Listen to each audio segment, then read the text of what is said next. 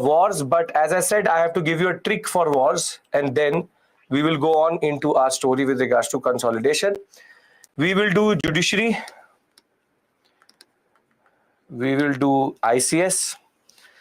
Thereafter, I will today introduce to you the concept of land revenue. We will also discuss what is called subsidiary alliance and doctrine of lapse. And these are the basic, most important discussions we have today. With regards to the police,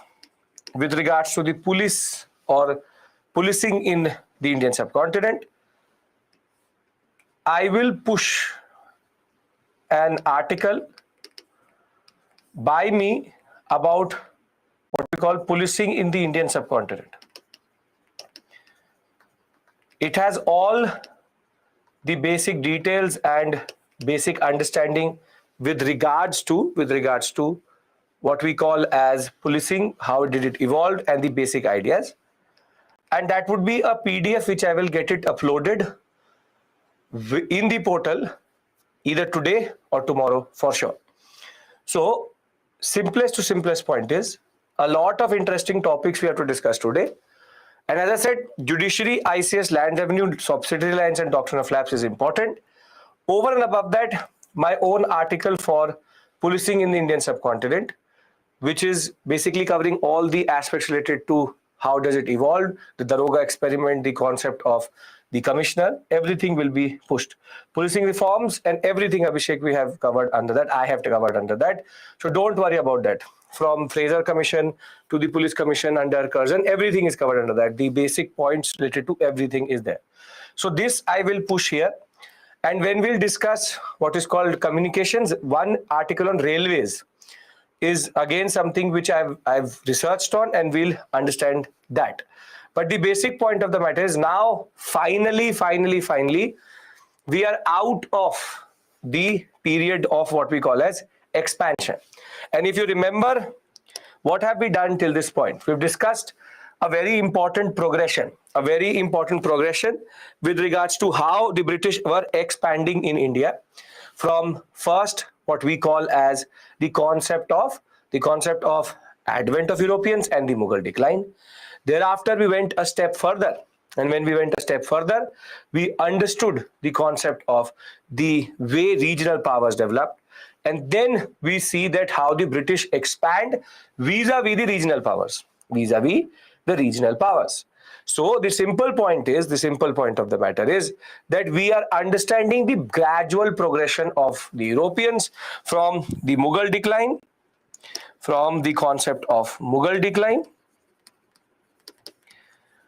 to the concept of what we call as advent of Europeans, to the concept of thereafter what we call as the regional powers, and then finally we had done with expansion. So from today onwards, our orientation will totally shift. Third Battle of Panipat is nothing but a battle between Ahmad Shah Abdali and the Marathas. Marathas were obligated under a 1752 agreement to help the Mughals, which was under Balaji Bajirao the first. So simple point is, we have now created the context in which the British rise. Now, much awaited in this, Raj means British Raj. Raj means rule.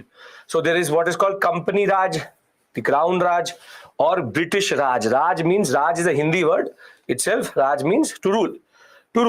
A standard word which is used at this point of time.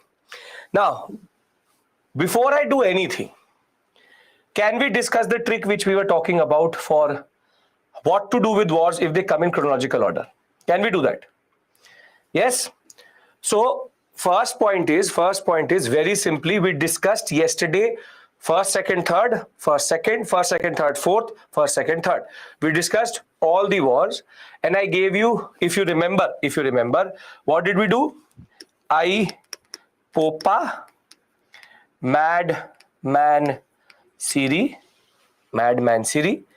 Ipopa was Aix-Chapelle, Pondicherry, Paris, Carnatic. Madman Siri, Madras, Bangalore, and Seringapatanam, which is Mysore. And we did Balsal, which is, we had Salbal, which is the concept of basin, the Salbai, Salbas, which is Marathas. So this is Alexchapelle, Pondicherry, Paris, Madras, Mangalore, Siri, and Seringamapatnam, which is, then you have the Treaty of Salbai and the Treaty of Basin, and we did Lahore, Bhairoval, and basically by the time the Second Carnatic War happened, they had already taken over. So we have discussed acronyms with regards to treaties. Is there a problem with regards to this? We tried to do everything in a very systematic way, and we created a certain picture in your mind. Now let us go into the trick. See, if you remember, these are all the wars we've done.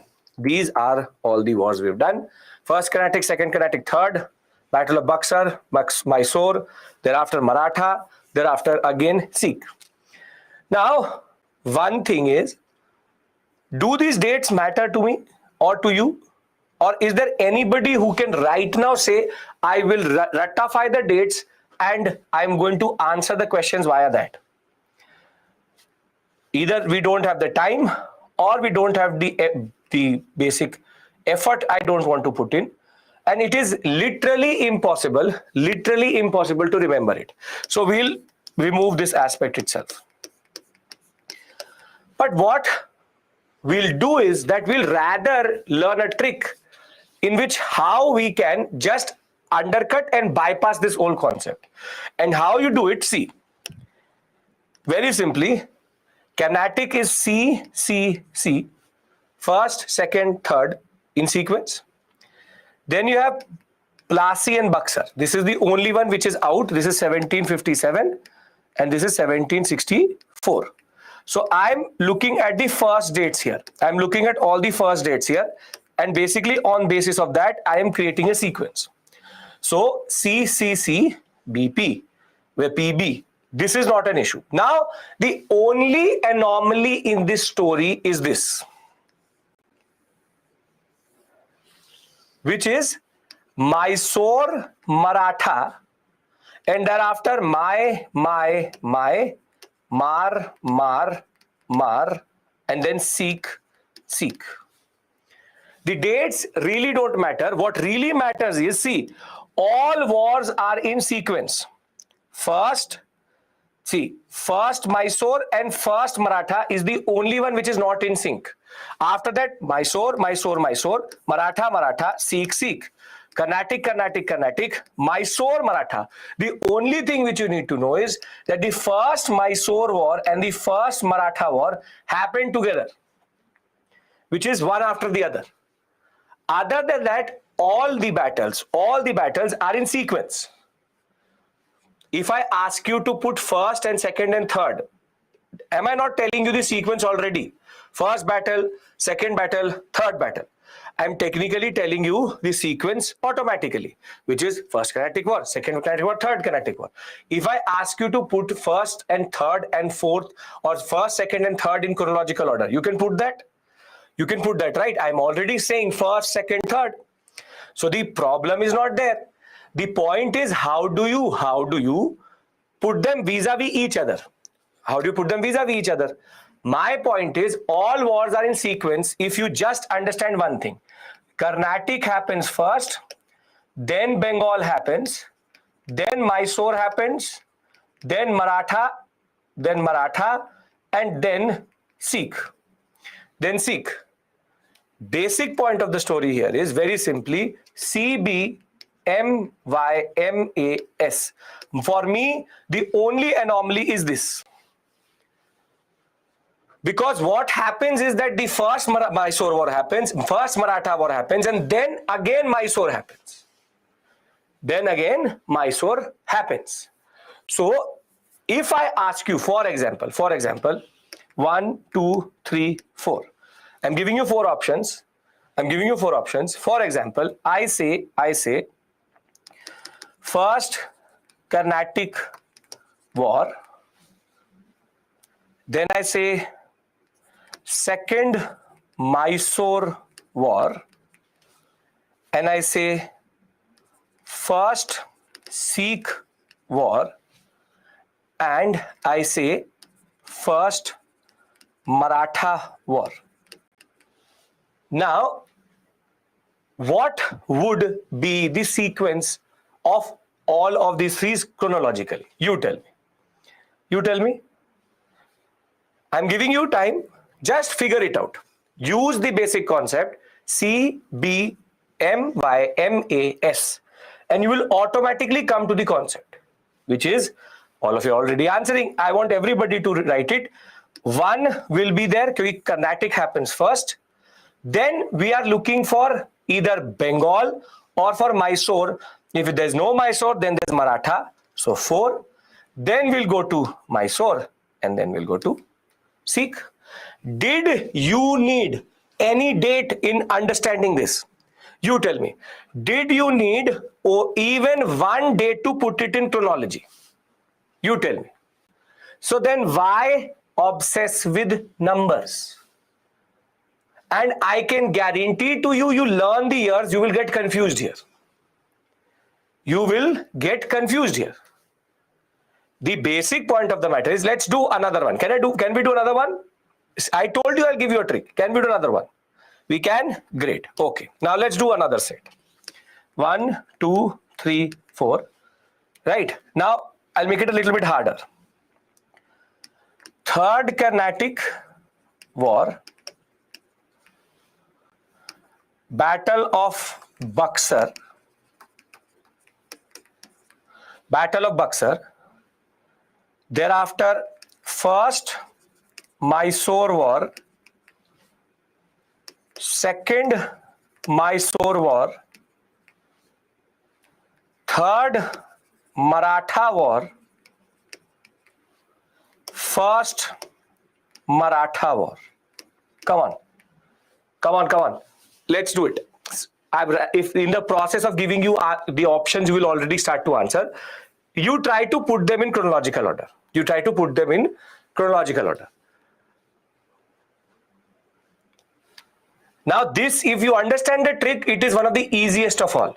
What I'm looking for is, I'm doing it in front of you. I'm looking for CB, my, mar, C or S. So C is there. So 1 will be the first one. Then we know Battle of Buxar will go. Very good. Now I have to look for Mysore. But Mysore Maratha, First Mysore is also there. First Maratha is also there. So it will be 3, 6. And thereafter 2, 5. 4, 5. 4, 5.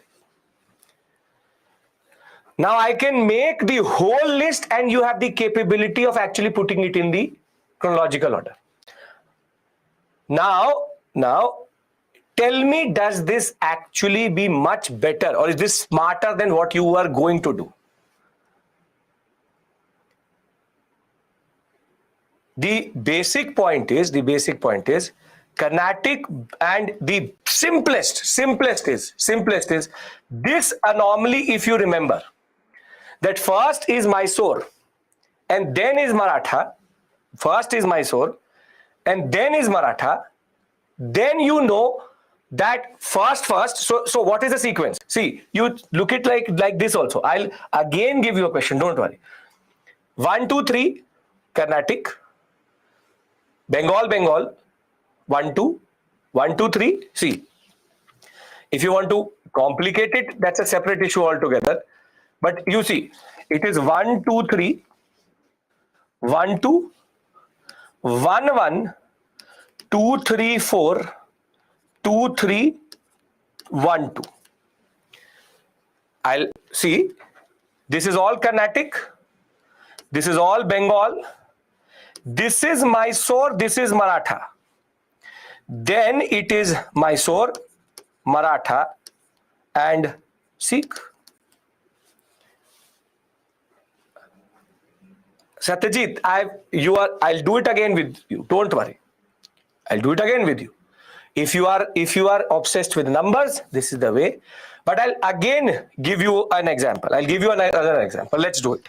Okay. 1, 2, 3, 4, 5, 6, 7. I will give you 7 different wars and let's put them in chronological sequence.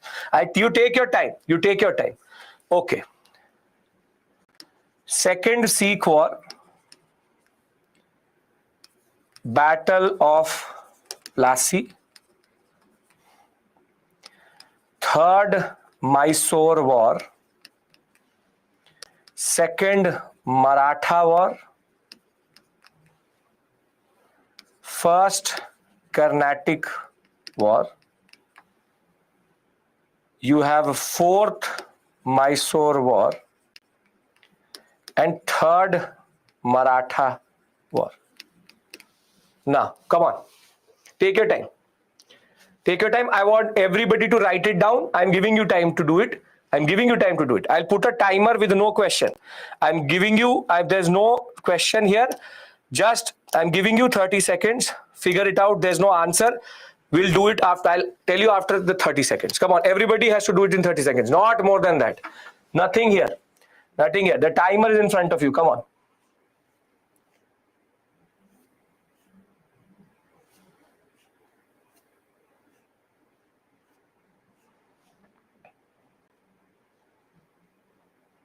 Very good. Great.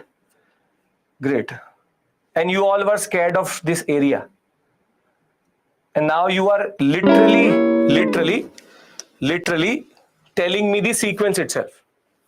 So most of you are writing 5, 2, 3, 6, 4, 7, 1. 5, 2, 3, 6, 4, 7, 1. Let's check if this is the answer. First, I have to look for one war which is C. I find one C. Okay, it starts with 5. Thereafter, Plassey, very good, 5, 2. Now, Mysore, Maratha, Sikh, Mysore, Maratha. So, but Mysore happens first, very good, 3. Then it has to be 6 because 3rd Mysore, 4th Mysore. Then Maratha in sequence, 4, 7, and 1. Now, did the past 7 hours make sense? And can you do any question now with regards to sequence? So it was worth the wait. This is how we do history. We don't blindly go and learn these dates, because that will literally lead to your death, because nobody can actually learn so many dates. I'm just using the first dates and I found an anomaly, and that anomaly gives me the power to do any type of question. Just remember the basic sequence: Carnatic, Bengal, Mysore, Maratha, Sikh, and the basic point is first, and thereafter all are in sequence. Done? Perfect. Can we now move on to what we have to discuss for today? Policies of the Raj. UPSC will never ask you dates. UPSC never asks dates. It will always ask you to put it in chronological sequence. Now, please tell me, is the fear of wars over with the basic point? How will I learn the dates? How will I learn the dates? That is over? Perfect. Perfect. Simple. Again repeating. And what we'll do is, we'll do another question in the end of the class. And let's see, do you remember the trick in the end also? Can we do that? I'll take one question in the end, and after doing everything, do you still remember the basic concept? See, Carnatic, Bengal, Mysore, Maratha, Sikh. Anomaly: first Maratha, first Mysore, first Maratha. Mysore first, then Maratha. And the beauty of this acronym, you have to only learn the chronology. UPSC, they has not said you learn the dates. If they give you, they will say, consider the following wars. Put them in chronological sequence. Will UPSC say, tell me the dates also? No, I have to put it in chronological sequence, whatever the way I found it. Now, the beauty of this story is that when you write this sequence also, Carnatic, Bengal, and you write Mysore, Maratha, and Sikh, you also get to know one more thing, which is Mysore Maratha is given in right sequence, which is 1-1. So if you remember this basic point, you will also realize that this is 1-1, then after that 2-3-4. Get it? Perfect, perfect, perfect, perfect. Okay. Now, everybody concentrate in class. Can we now finally get over our fear of wars and now concentrate on what we need to do for today? Right? I hope this gives you a lot of confidence that you can now conquer the worst of the sections in that sense. Okay, now, because nowhere does this type of actual sequence will be there. Shalu, I've already discussed it again. I will do it again in the end. Okay. 3 times I've also discussed. Okay, now. See, the British expanded in India in different ways. And the first type of expansion we've already understood. Basically, the British, once they came to India and they started to expand, there were 2 ways in which they expanded. One is very simply called direct conquest. Direct conquest, which is very simply what we saw in Carnatic, what we saw in Bengal, what we saw in Mysore, what we saw in Maratha, and what we saw in Sikhs. However, there was also one more way in which the British expanded India, which is called indirect conquest. And ironically, only 50% of all conquests happened directly. 50 to 40% of all conquest thereafter was indirect conquest. Now tell me one thing, why would the British prefer indirect conquest? You tell me. Why would the British prefer indirect conquest? Why do they like the indirect conquest concept? Great. So we now are thinking like a Britisher, which is, why spend the money? All of this will need a lot of money. It's an expensive means.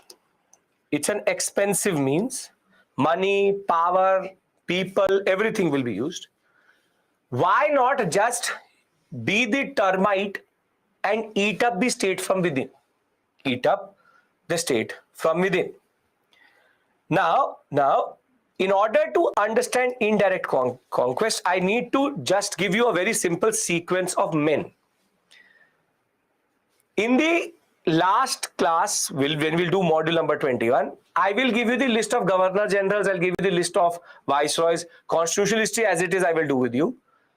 But for the purpose of this discussion, we need to know a sequence of men who were technically first, Clive being the governor of Bengal, and thereafter the governor general of Bengal, and then governor general of India. But that nomenclature I will discuss with you when I'll do constitutional history, maybe tomorrow or on Monday. But the basic point is that, rather on Friday or on Monday, is that you need to know for this purpose, a basic sequence. Robert Clive, Warren Hastings, then comes Cornwallis, Lord Cornwallis. Then comes a person called Wellesley. Then comes Bentinck. And the last is, for us right now, Dalhousie.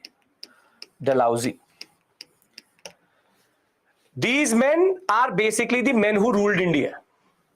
Robert Clive was the governor of Bengal, the looter, literal looter, murderer, and the thief called Robert Clive.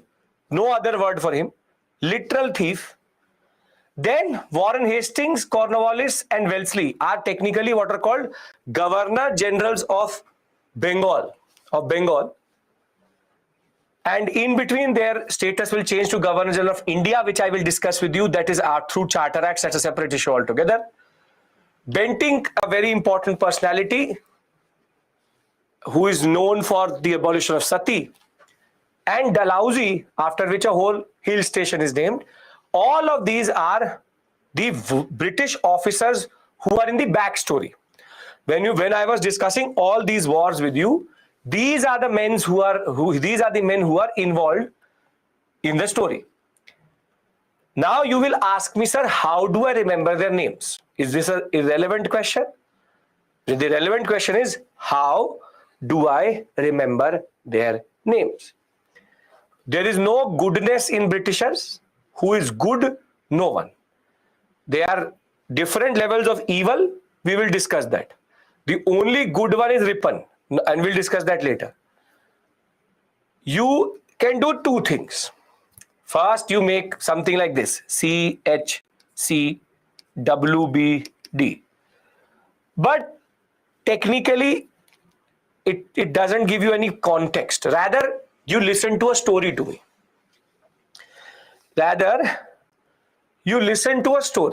The story is that Clive and Hastings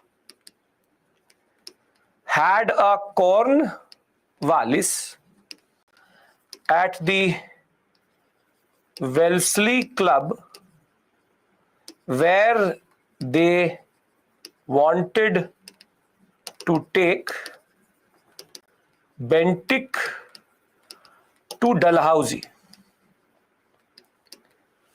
Now this is called acronym making, but in the way of making a story that Clive and Hastings had a con in the Wellesley Club, and when they were there, they said that let's do one thing, let's take Bentinck to Dalhousie. Now, basic point is you can make it shorter. Clive and Hastings had a Cornwallis at Wellesley where they took Bentinck to Dalhousie. The basic point is I'm again showing you a trick, which is making acronyms which have the names. This is much easier to remember. The weirder it is, the funnier it is, the vulgar it is, you will remember more. You will actually remember more. I leave it to your imagination to put these men in sequence in a story. But these are the men who are involved in our basic story for today, which is Clive, Hastings, Cornwallis, Wellesley, Bentinck, Dalhousie. I will keep on expanding this. As I said, I will give you a whole list of governor generals and a whole list of viceroys, and even there, what they did in it, that will be given to you. That is not an issue. But as of right now, can you for me just remember that there are two men who wanted to have corn, bhutta, at a club called Wellesley, and then take a person called Bentinck to Dalhousie? Yes, they are technically governors of Bengal. They are governors, they are the administrators of the British. They are governor generals. But the concept I don't want to introduce with you, because I will do when I will talk about Regulating Act and thereafter Pitch India Act and all. So you trust me with the aspect of telling you constitutional history. Can we remember this sequence for today? Come on. Can we remember this sequence? Yes, we can. Great. Perfect. Perfect. Okay. Yes, we can. Now finally, as I said to you, there are two ways in which they conquered India. One is direct conquest, but the indirect conquest was done via something called subsidiary alliance, introduced by a person called Wellesley, and the extension of the subsidiary alliance, the brother of subsidiary alliance, is called the doctrine of lapse, which is Dalhousie. Remember it like this: DD, Dalhousie doctrine. Right? Okay. Now, Wellesley, Lord Wellesley, don't say Wellesley question mark. I just told you Wellesley is a governor general and is an officer of the British. Dalhousie is a governor general, and you said to me you will remember their name. This is Dalhousie, this is Wellesley. Can I trust you with this? Come on. That when I say these names, they make sense to you. right? Okay. Now, come with me to 18th century India. Come with me to 18th century India. And we land in a certain part of India where there are multiple rulers. There are multiple rulers. There's this guy A, there's this ruler called B, C, D, and E. Very standard in India. These are basically 5 different rulers.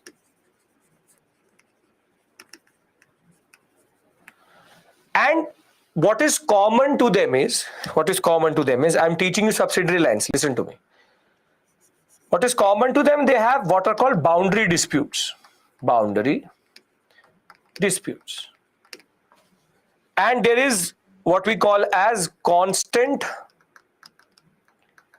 warfare between the states. For example, A is fighting with E, A is fighting with B, A is fighting with D, A is fighting with C. Basically, A is fighting with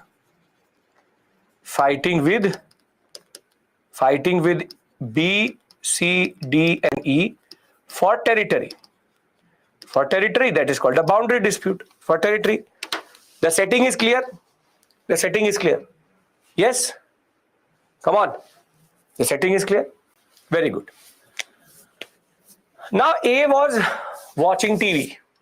Imagine A was watching TV and an ad comes on the TV. And the ad says, "Are you troubled by boundary disputes?" A says, "Yes, I am." "Do you find your army inadequate?" He says, "Yes, I do." So here is the solution. The solution is a new service which the British are providing, which is called subsidiary alliance. Basically, subsidiary alliance was an service like Urban Clap does for you, like your electrician and your plumber does for you. It's a service which the English provide. They're a service provider. The first entrepreneurs of India, the British, they go to each and every state and say, "Are you troubled by boundary disputes?" "Yes, I am." "Do you find your army that it is not adequate?" "I think I don't." So the British army is at your service. The best army in the world, comes with a lot of perks, but you have to just consider and accept certain conditions. And now, once you accept these certain conditions, the British army is at your disposal to do what you want to do. It is literally an ad. It is literally an ad. Subsidiary alliance was literally an ad for the British to provide service to a state, So, subsidiary alliance is a policy, and it has a certain purpose for the British in India, and it has such dangerous conditions that these rulers, being very, very obsessed with their boundary disputes, will not realize what they're actually agreeing to. But the basic point of the matter is that they are obsessed with their boundary disputes and have very, very bad armies. If we understand the setting, then I would like to tell you what is the subsidiary alliance. Because we discussed subsidiary alliance with regards to Bajirao II. Can we discuss what are the basic concept of a subsidiary alliance? Great. Now, for example, A calls the number and says that, "Yes, I want subsidiary alliance." So what is going to happen? Now, this is the ruler A. This is ruler A. A chooses to enter a subsidiary alliance with the English. Now, the following things are going to happen. Amisha, I'm repeating, I'm not explained it till once, understand it. There are boundary disputes, multiple powers, and British were ready to provide a service through their policy called subsidiary alliance. And now the following is going to happen. Now finally A has chosen that he will go for subsidiary alliance with the English. Now the following things are going to happen. First, A will disband his own army. I'm telling you what is subsidiary alliance. Listen to me. A will disband his own army, which is that he will dissolve his own army. He will dissolve his own army. First mistake. Second, now the British will appoint a resident and place a regiment of soldiers in A's territory. Basically, the English will now technically station their men in A's territory. Basically, stationing of men. A resident is nothing but the British officer who coordinates with the king. This policy introduced by Wellesley.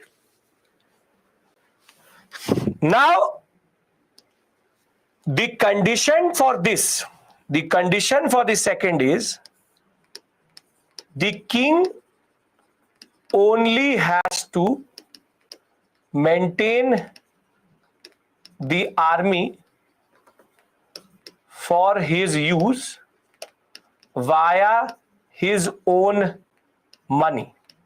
And you can technically say it's not assimilation, it's just disbanding. A will disband his own army, and under this new service, under the new policy, under subsidiary alliance, the British will station their men in the territory of A, and a resident will now coordinate with the king. What do you want? And the only condition, the first condition is that the king has to maintain the army. Maintain means he has to feed the army, he has to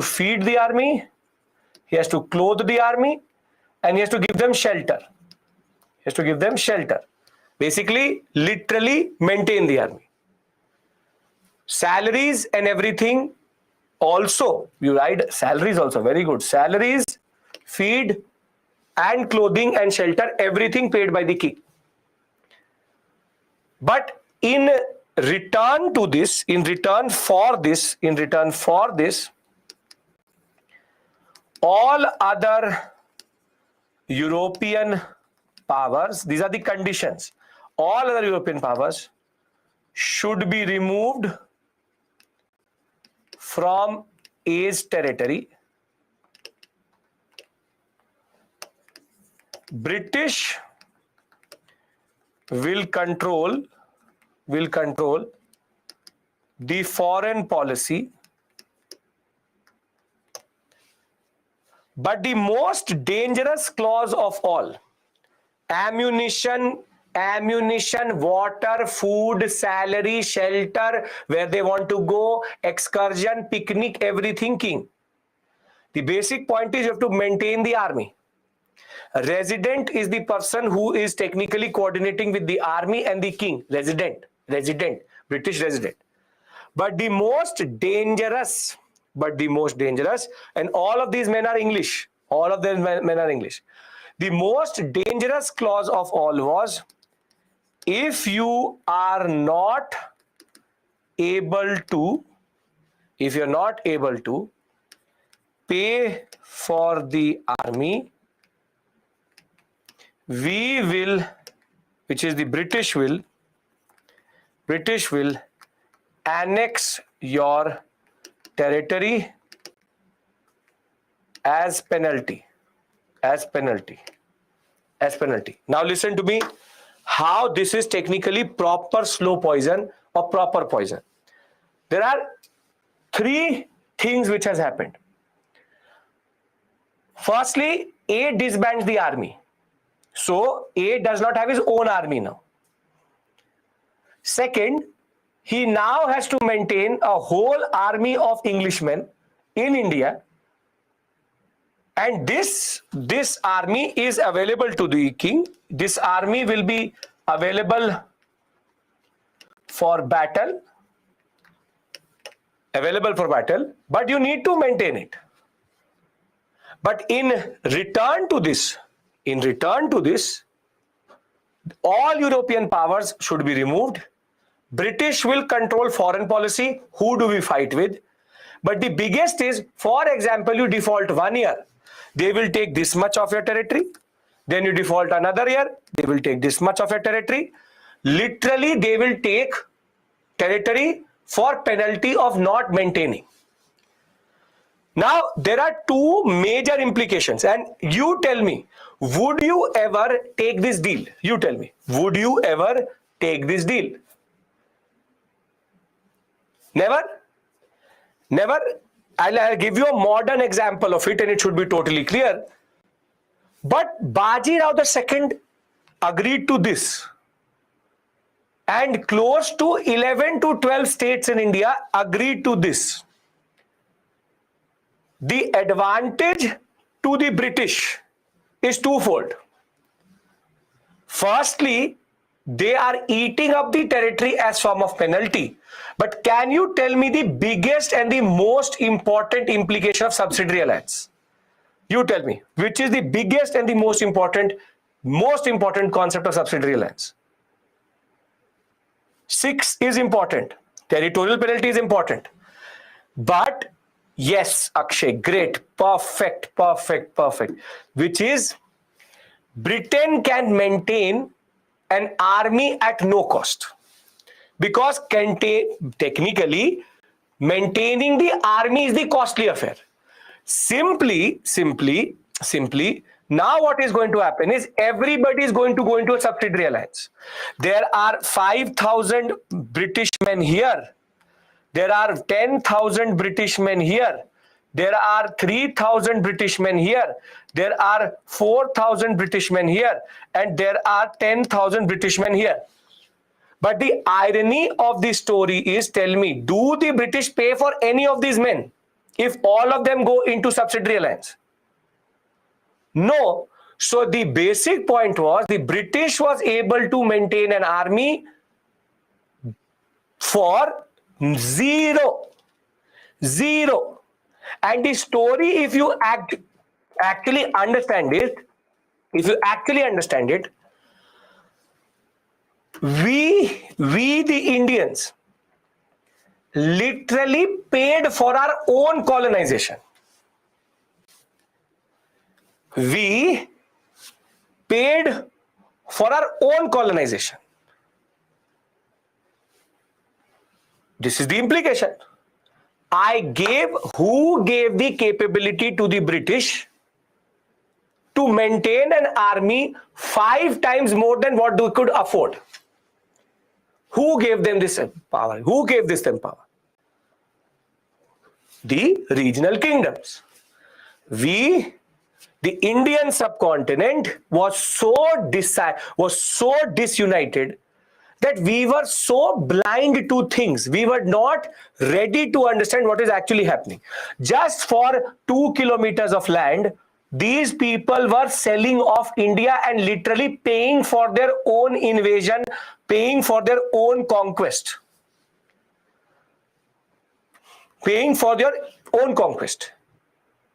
So, you disband your army, you are defenseless.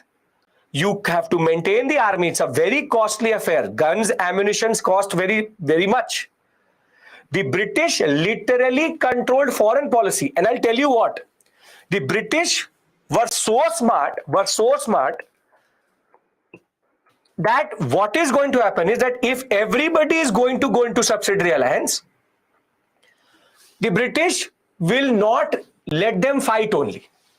because then the British is fighting the British. So they will say, all is good, peace in the world. Why do you want to fight? Your territory is perfect. Why? What's the problem? So if everybody goes into subsidiary alliance, it is not good for the British. But the British, because they control foreign policy, will technically control who they fight with.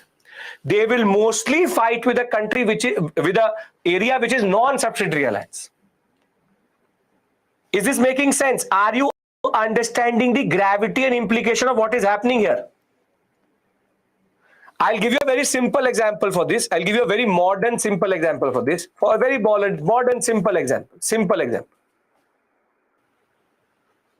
The concept is that you have a house.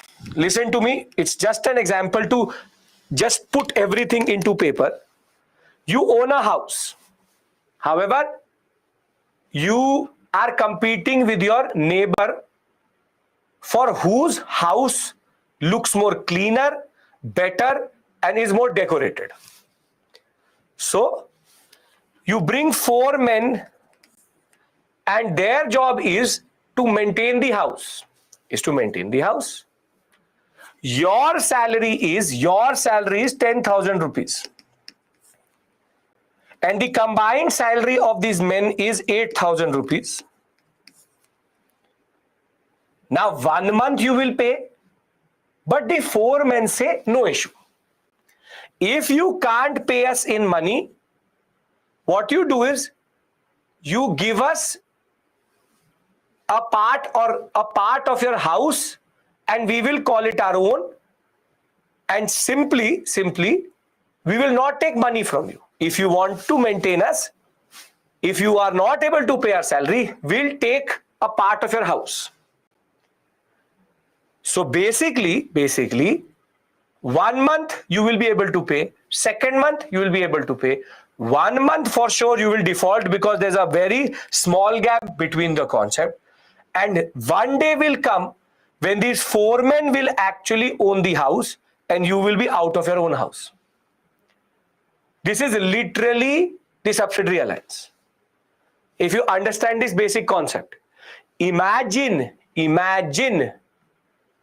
your own housekeeper, house servant, you don't pay him or her, and one day they become the owner of the house bit by bit.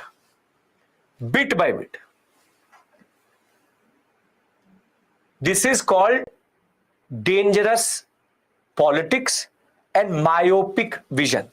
Literal myopic vision. So, do you understand the subsidiary alliance now? Basically, the 6th clause is the most dangerous, but I would like to write the implications of the subsidiary alliance. Okay. So, what are the implications of subsidiary alliance? Is everybody following? A lot of you are thinking, or you are angry with the rulers. Well, you can't do anything, they did it. The basic point of the matter is that this is the level of dumbness we actually did. We were so engrossed in our own small squabbles that we literally sold India.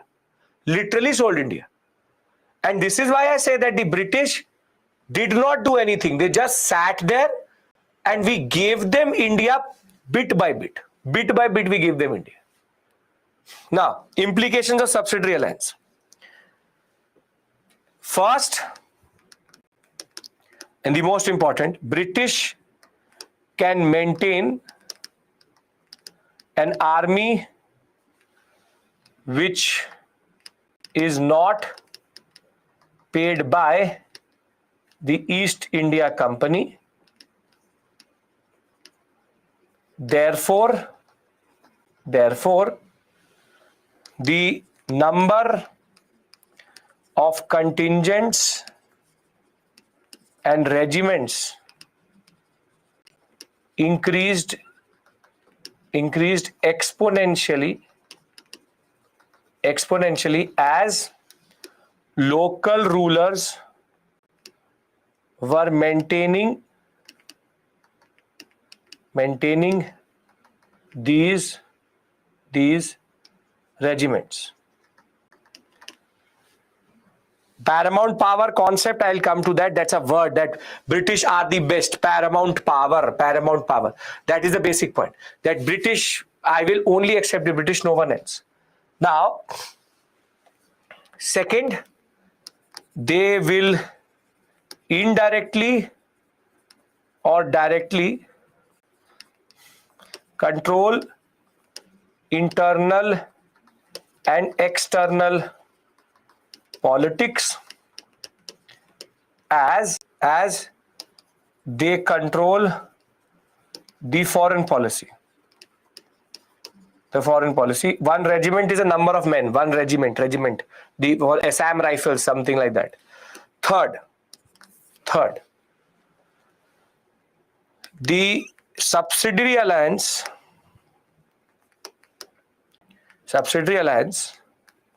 was used as a tool of annexation as the rulers slowly bankrupted themselves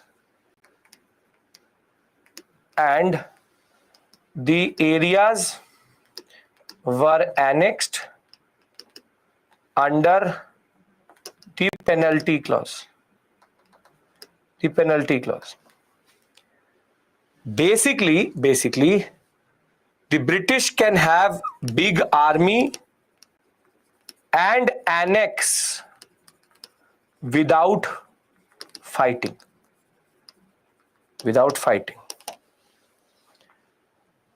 Do you now understand the importance of subsidiary alliance? Disband their own army means that they will not have their own army. Yeah, you can write that. Have no defense of their own as army disbanded.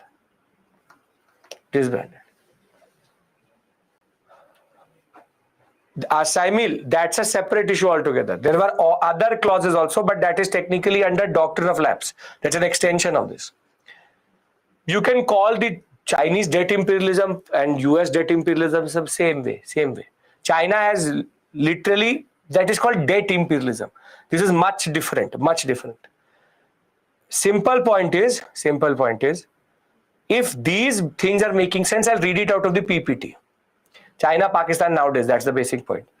The basic point is regiment contingent means you go, when you watch the 26th January parade, the soldiers which are going in front of you, they're going in one contingent or regiment. One regiment could have 100, 200, 300 soldiers. We'll discuss that. ADBC will discuss that, separate issue altogether. A very similar strategy is being used nowadays, but we'll discuss that separately. Simple point is we paid for our own annexation. We paid for our own colonization, and that is the major implication here. Now, can we read it out of the PPT and close subsidiary lines, because there's something more to this story which is called doctrine of lapse. Lack of unity, divide and rule worked perfectly in India always. Okay.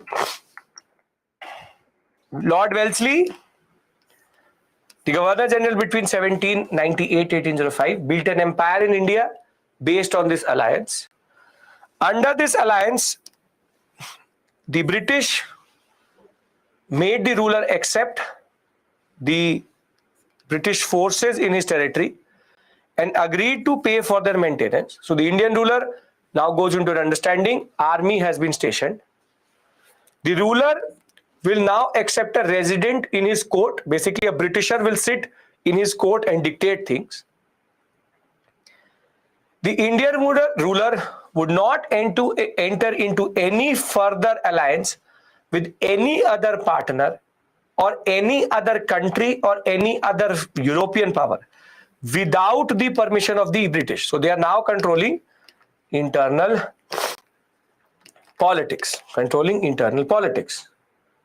Now, that is, Sachin, the beauty of the story, that though they are a company, they have an army. That is the astonishing part. The ruler would not employ any European or any other European power in their area. And if there is anybody, they will be dismissed. They will be dismissed. They call themselves lords because of they take respect in calling themselves as lords of India. Now, in case of conflict with other state, he would agree to the resolution decided upon by the British. So now they're controlling foreign policy. The ruler would acknowledge the East India Company as the paramount power in India. Paramount power means dominant power in India, that they are the karta dharta, they are the real power of India in that sense. In return of the ruler accepting its condition, the company undertook to protect the state from external and internal disorders. And the basic point is the most dangerous thing you have only employed. If the Indian ruler failed to make the payment required under the alliance, then a part of their territory would be taken away as penalty. And this is the most important of all. This is the most important of all. Now, subsidiary alliance was taken by a lot of different states. Starts with Hyderabad, then Mysore, then Tanjore, then Awadh, then Peshwas, then Bhosles, then Sindhia, then Jodhpur, Jaipur, Bharatpur, in this exact order. Now, do you need to learn the sequence and do you need to learn the names? See, sequence you can learn via very simply the acronym if you want to make it, but you don't have to. It used to be a very old question in which they used to ask you to put them in chronological sequence. But just remember one thing. Remember the first state at least. The first state at least, which is Hyderabad. That Hyderabad was the first to go into the understanding. And this is the moment in which Bajirao II sold the Marathas. And if you look at all these states, are these states very weak? No. This is the beauty of the subsidiary alliance. That even big states were put under subsidiary alliance and did not even understand. See, when it comes to Mysore, the issue is altogether different. Once Mysore is totally defeated, they are put under subsidiary alliance. Peshwa, Bhosle, Sindhia, same thing. My basic concern of the story is these states are not standard states. Mysore is against the British, but once they win the Fourth Anglo-Maratha War, Mysore War, they put it. These are not, some of them are not voluntary. My basic concern here is these states, with whatever logic they went into, there was a whole set of rulers who did accept it. And the most biggest of them in this is Hyderabad. And that is why Hyderabad was always under the control of the British. Now, can I talk about doctrine of lapse? Nobody is realizing anything because they are not understanding the implications of what they're doing. See, I'll tell you one thing. When you get the first salary or you get your salary in your first week,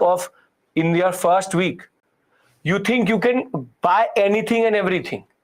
These rulers were very, very, very, very egotistic. They thought we can maintain a small army of Britishers, but they didn't understand what was the cost of it. They are not looking at long-term concept. It's called myopic concept. Very short-term understanding of things. So the basic point is this is okay. Now, but what if myopic means short-sightedness, myopic, hypermetropic. Now, what if a state is able to maintain subsidiary alliance for a very long time? Now, Dalhousie had an answer for this question, which is that we have states which we have conquered directly. We have states which we have conquered via subsidiary alliance. But there are states which are under subsidiary alliance, but they're not getting conquered because the state is able to maintain. For example, the Hyderabad state for a very long time was able to maintain a lot of revenue. So they needed a master stroke. And that master stroke is called doctrine of lapse. And basically, yes, Aman, even before when the Scindia Holkar controversy starts. Basically, doctrine of lapse is a very simple concept. See, in India, there's something called what is called hereditary kingship. Hereditary kingship is what? There's father, there is son. So the next king is going to be the son. His son is going to be the next king. Then his son is going to be the next king. This is called hereditary kingship. Father, son, chain goes on. But in India, there was a very simple concept that if you do not have natural born son, which is that your queen is not able to produce a son. So what used to happen was in pre-British period, they simply adopted a son. So if you do not have biological son, then you adopt a son.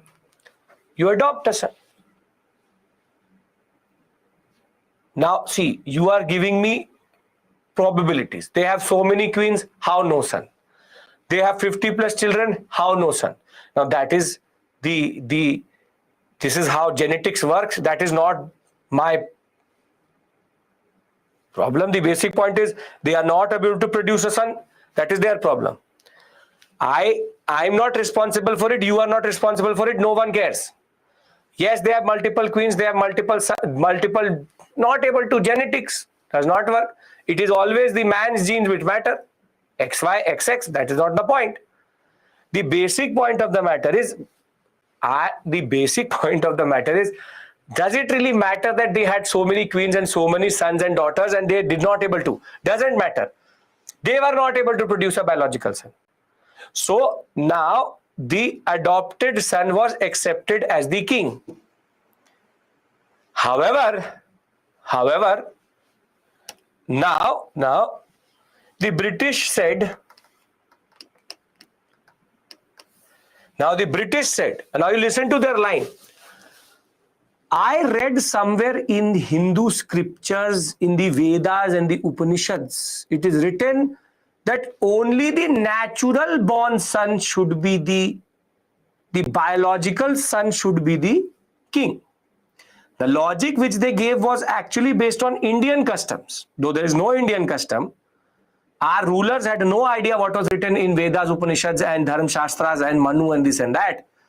But the British said, no, my officer who read the Vedas and the Upanishads said, adopted son not acceptable.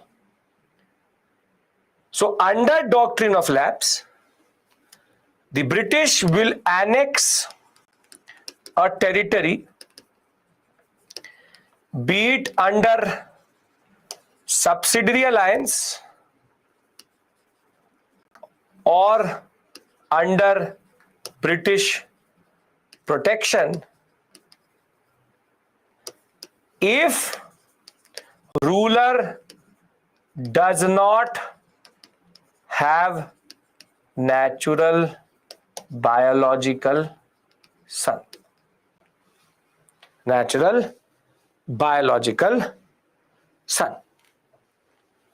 Now basically the British made a certain formula to annex India. Can I discuss the 4 formulas of how the British annexed India. Are you understanding the concept? Don't have a natural born son, we will annex your territory. That is doctrine of lapse. Lapse, the doctrine of lapse of kingship if you don't have a natural born son. So now basically the British had the following means of doing what they did. There are 4 formulas which the British applied, and basically they were able to conquer India via this formula. You see, first formula is direct conquest. But the problem for this direct conquest is it's expensive, it's time taking, and it drains a lot of resources.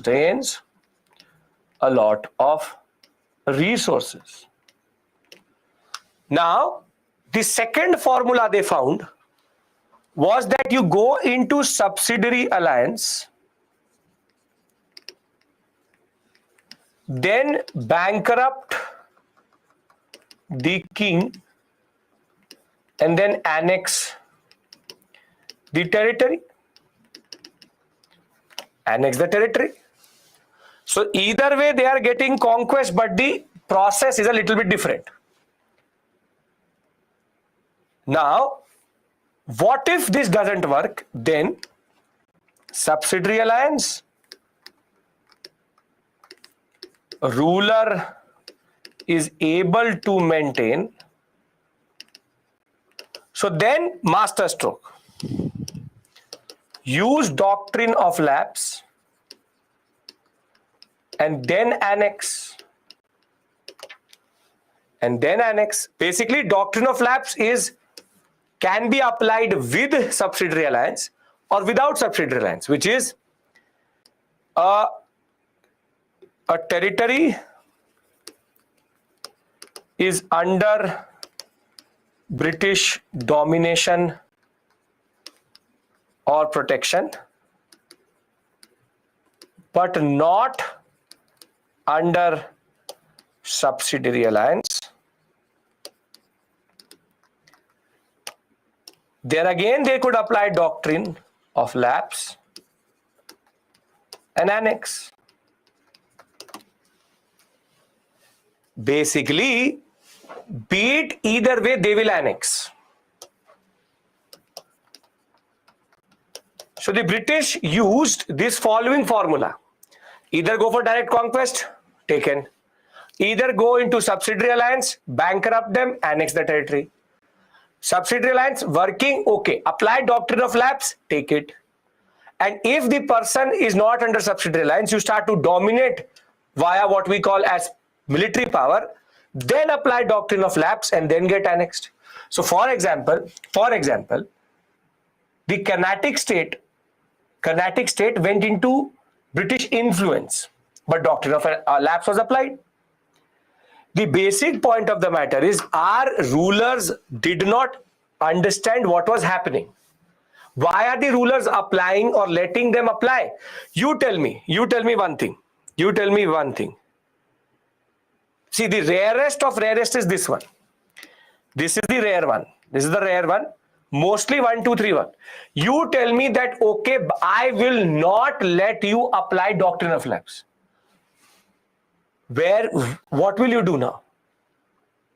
What will you do? You don't have your own army only. Yes, the ruler realized that basically I am being cheated. Okay. But what will you do? You don't have your own army only. See, either way the British are going to annex you. Fourth is, for example, British does not put an area under subsidiary alliance, but starts to dominate via military power. And military power is used to dominate that state, but they don't want to go into the whole formal subsidiary alliance concept. Rather, they dominate and later they use doctrine of lapse to remove the king itself. Protectorate state. What is the concept? Protectorate. That we protect you. Gone. See, UPSC is not asking you formulas. And you don't need to know you don't actually know. The basic point is you don't need to even understand the examples. Direct conquest we've done for the past 2 classes. subsidiary alliance bankrupting states and annexing them, I showed you, which is that the Bhosles, the Peshwas, the Scindias literally were bankrupted and their area was annexed.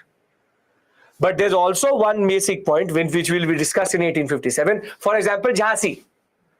It went into subsidiary alliance, was able to maintain, but then they went into doctrine of lapse. So you want me to write an example? We write an example here. Example, the Mysore state. Subsidiary alliance, they lead to annexation. For example, Peshwas. Subsidiary alliance leads to doctrine of lapse. For example, Jhansi. And the Carnatic state becomes an example of this. Carnatic never went formally into a subsidiary alliance, but doctrine of lapse was still applied to them. Simple point is, once the British control internal external politics, they will apply doctrine of lapse for sure. And see, policy issued by Dalhousie, he's technically not the originator. It was a good idea which came from the court of directors itself. It was an idea which came from England. And coincidentally, when he became the Governor General, a lot of these issues came with regards to who is going to be the next king. And very simply, the doctrine stated that adopted son could be the heir of the father's personal property, but not the state. The paramount power would decide what to do with the area, annex it or give it to the adopted son. The basic point is, there was no clear-cut instance of any adopted son getting anything or not getting anything. And in that context, the doctrine of lapse was applied to the following states to technically go into what we call as proper annexation. Now, understand one thing. For example, Jaipur never went into subsidiary alliance. It was dominated by the British. Doctrine of lapse was applied. You don't have to, Jhansi is here, don't have to complicate it. But I hope that you understand the way the British are using this strategy to conquer India. Either way you will get conquered. Either you go into subsidiary alliance or you come under British protection or domination. They will find a way to annex you at a cheap cost. It is cheap, effective annexation. Is this clear? Priyadanshi, clear? Everyone? So you understand the concept of subsidiary alliance, and you understand the concept of subsidiary alliance, which is certain conditions which are accepted by the state, which in turn leads to the 6th clause coming through. If you're not able to pay, we will take your territory. This means that the British can maintain a big army, can directly, indirectly control internal politics, and if the subsidiary alliance works, it can go for annexation and have no defense against, or the kings have no defense against the British. If somehow subsidiary alliance does not work, the next important concept was the British introduced doctrine of lapse, which is that we will not let an adopted son come to power. And if that also does not work, they were able to either way use adopted son concept itself. And simple point is, doctrine of lapse could be applied with or without subsidiary alliance, because once you come under British protection and you don't have a formal subsidiary alliance also, they can do this. Is this clear? The previous year questions don't even have the question related to subsidiary alliance, which is that they not ask these states. I will discuss previous year with you on Friday once we've done with at least modules which we out of which there have been previous year questions. Simple. I want everybody's consent that you understand subsidiary alliance and you understand doctrine of lapse. The way it worked, you technically don't have to bother about that too much, but basically 4 ways of annexation. 4 ways of annexation. If ruler has son, does not accept subsidiary alliance, then okay. Then subsidiary alliance is not accepted. Then you remain independent. The British will go for direct conquest. Subsidiary alliance under Wellesley, doctrine of lapse under Dalhousie. Implications of subsidiary alliance: big contingent can be there in India, not paid for by the British. The British can control internal and external politics, can annex without even fighting. That is the basic point. Devansh, are we all on the same page here? Now, subsidiary alliance, and doctrine of lapse. So basically, we understand how the British, what is called, expanded in India. So finally, we have done expansion. We have done expansion. So the British came to India, they came to India, and now they have finally expanded in India, and they have certain ways of doing that, be it direct conquest or indirect conquest. Indirect conquest.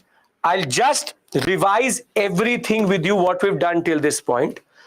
Don't have to do that, Vishwajit. Can we just consolidate everything? Because now I'm going into consolidation of the Raj from expansion of the Raj. We're now transitioning to the policies through which they will consolidate India. Great. So, what have we done since the beginning of, or the day you met me? We have been trying to understand why was India so easy for the British to conquer. What went wrong? We are doing a diagnostic research here. We are using an antivirus to understand why did this virus actually spread. And we are able to understand certain issues. First is that the Mughals were declining, so no central authority. Then we were able to diagnose that, okay, the problem is that the Europeans were given concessions and the British were the most aggressive to take concessions. And these rulers again had very myopic vision to understand what the British are going to do.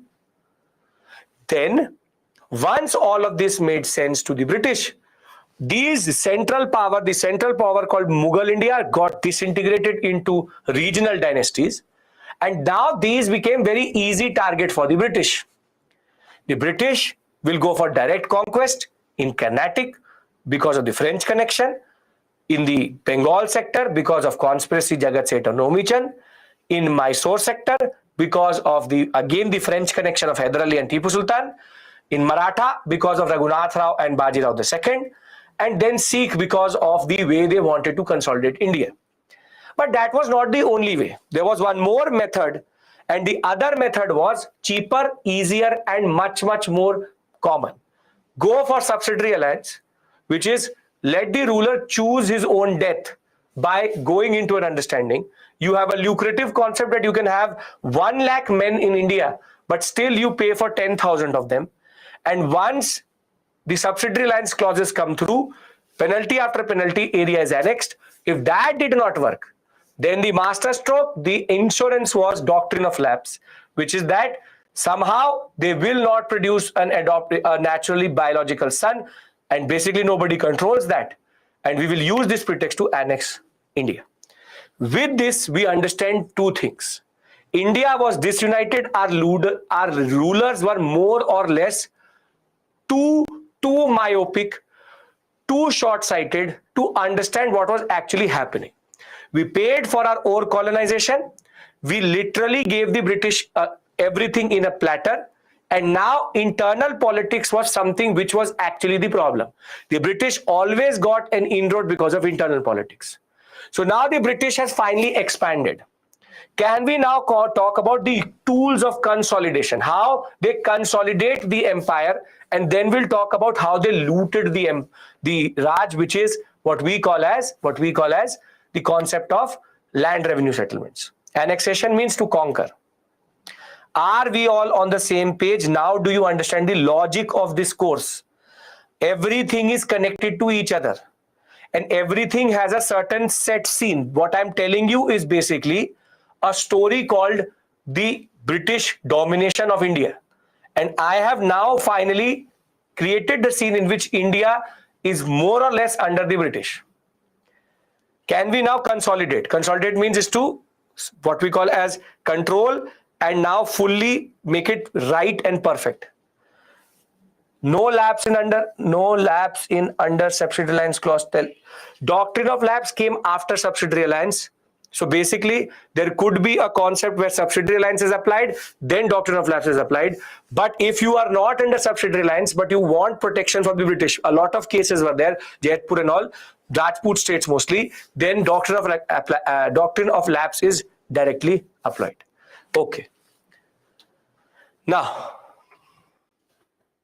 timeline of states is in front of you. That is not an issue here. Okay. Tell me, why were the British here? Once we do judiciary, we'll take a break. Why were the British here? They were here for profit.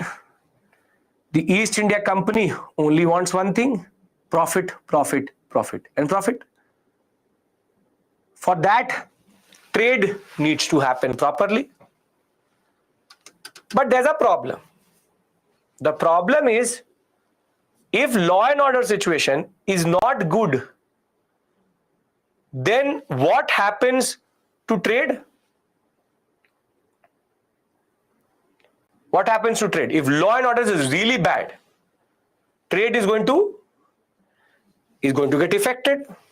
It's going to collapse, whatever. Basically, law and order and trade are directly proportional to each other.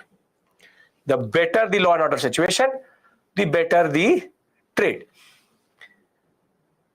So the first place where they actually started to play with India is the judicial sector, or the judiciary. Is the judiciary. Now, very simply,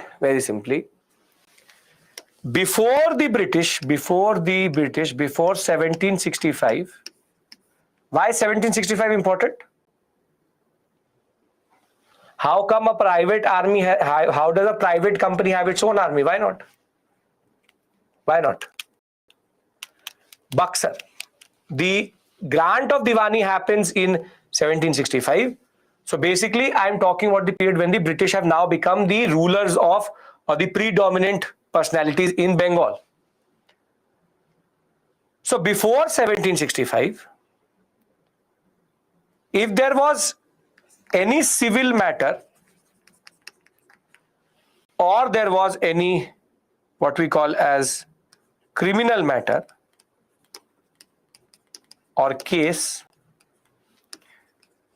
there was certain way in which it was resolved. What is the difference between criminal and civil? So civil is family dispute, land dispute. Where nobody is dead, it's technically civil matter. Criminal matter is when you do something to others which is related to the harming of the men and women. Basically, criminal offense is when you do something or the action is against a person, physical body. Civil matters are marriage, divorce, land. These are called civil matters. There's no criminality here. Now, civil matter, for example, there's a land dispute. There's a marriage dispute.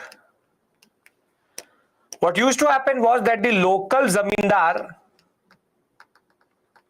or landowner or landlord, whatever you want to call it, he used to do it in himself.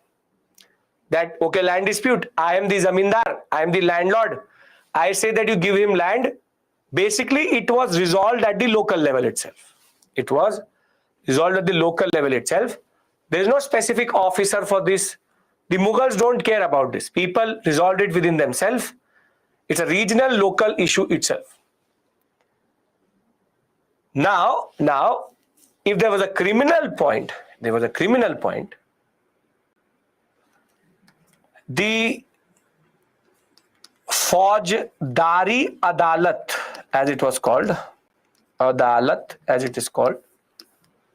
in which a Mughal officer called Faujdar,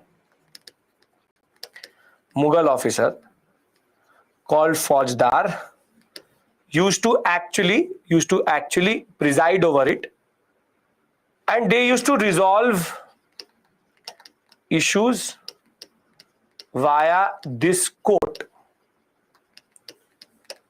But the problem is that there is no There is no certainty. See, what makes law effective and important and in a way work well is the concept of certainty. I know that I will go and kill you. I will get 7 years or 35 years in jail. It is certain that I am going to get something. This is called predictability and certainty. It is certain I will be giving you something. Basically, I will go and murder someone. I will go and cheat somebody. There's a specific amount of punishment I'm going to get, and that punishment I will get irrespective of anything. But these courts don't work like that. Faujdar was in a good mood. You murdered a person, tell him and go and murder his family member. Solution is tit for tat. He murdered you. He murdered your relative. You go and murder someone else. That person cut off your hand. You go and cut off his hand. The Faujdar is not in a good mood. He will give you lashes. He will ask you that we will take out your eyes. Basically, anything can happen. Everything is possible. Faujdar does not have certainty. The legal system does not have certainty. It could be anything. Does not matter. And basically, this is the system which the British inherit in 1765.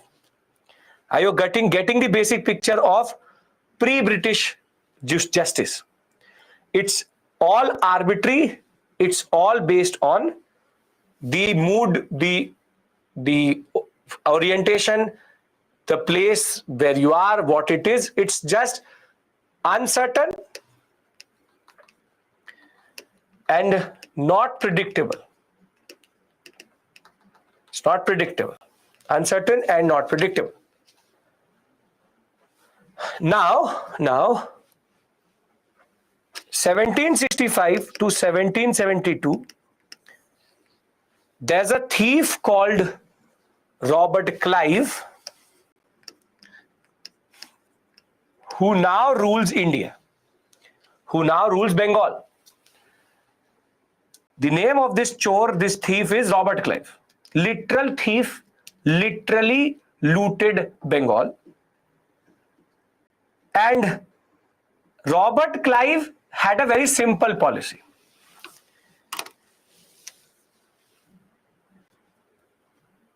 Don't take tension. If it works, let it work. This is called hands-off policy. I am here to collect taxes. My right is Diwani right. I will just go and collect taxes, and basically I don't want to take the tension of all this judiciary, this civil, this I don't want to. I will get my money, I will loot Bengal, I will go back to London and have a very good life. So his understanding was hands-off policy. If it works, don't touch it. This man, Robert Clive, when he came to India to fight for the British, he was a literal beggar. Literal beggar. And by the time he goes back to England, he was called Lord Robert Clive. And basically, this beggar is going to say, I'm not going to touch anything. I'm not going to touch anything. Now tell me, if you are going to follow this type of policy, law and order situation will become better or worse? It will become better or worse? It will technically, law and order started to go down.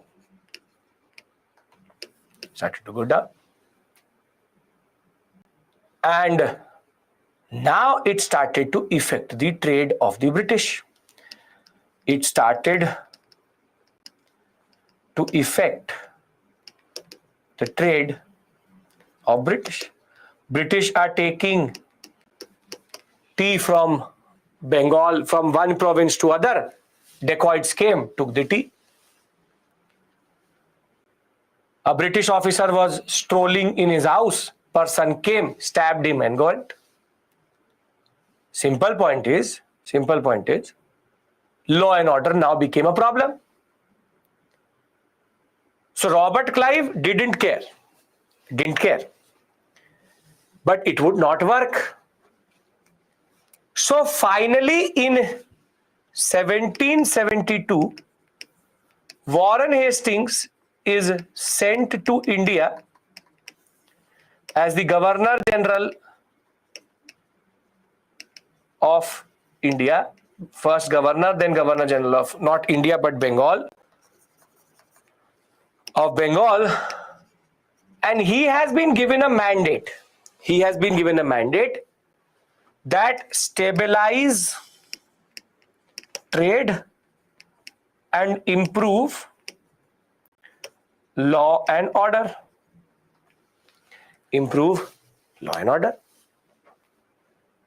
Now Warren Hastings therefore now produces the first new judicial system in order to revive trade and law and order. And for the purpose of the examination, I will give you 3 flow charts, and that will be enough for any answer writing.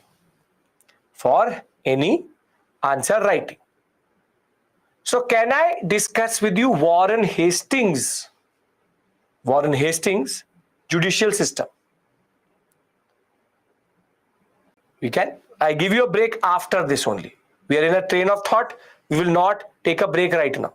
We've discussed this and then we take a break. Straightforward. Now, Clive didn't care. Warren Hastings has the mandate to change the judicial system. But the problem with Warren Hastings is that he thinks that India, there is a purpose of Pandits and Maulvis and Qazis.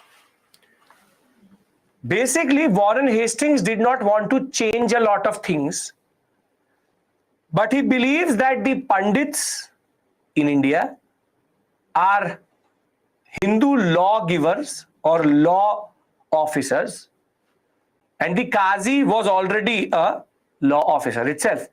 But are Pandits law officers in Hinduism? No. But in the British mind, there had to be an equivalent to a Muslim officer. Qazi is a Muslim officer of law. But basically Pandits are not that. But in his mind, Pandits are that. So now please pay attention. This is what is called Warren Hastings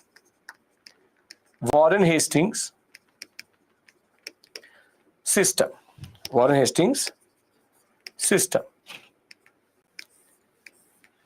And the system is very simple. Very, very simple. He divides everything into criminal and civil. And he creates two adalats. The Nizamat Adalat and the Diwani Adalat. Where does the word Nizamat and Diwani come from? Basically from Bengali administration.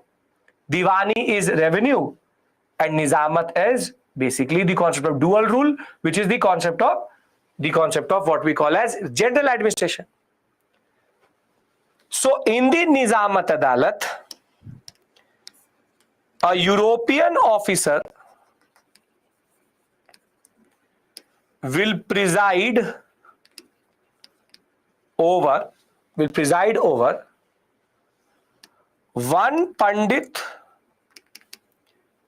and one Maulvi or Qazi.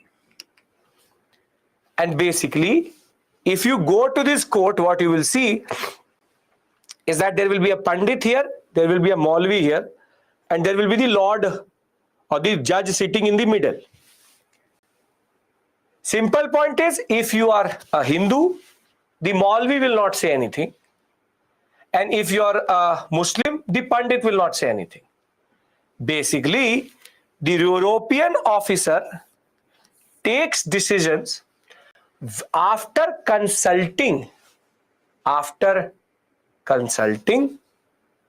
the Maulvi or the Pandit. But do you really think that Maulvis and Pandits are competent to do all these things? They're not competent today. How will they be competent in 18th century? So basically, this is how the British start to mess up the judiciary. And Hastings is creating a confusing system. In the Diwani Adalat, he now creates a position for which you are vouching for, which is called district collector. When you will become an IAS officer, you will get this tag, district collector. It is literally a British position. The name it says means collector, collect, district collector. You collect revenue, so district collector, DC. Now the same thing is going to happen here, which is that district collector will preside over the Maulvi or Qazi and Pandit. Basically, he's created a very identical system in which all decisions or all judgments, we should say, all judgments are reviewed by religious intermediary.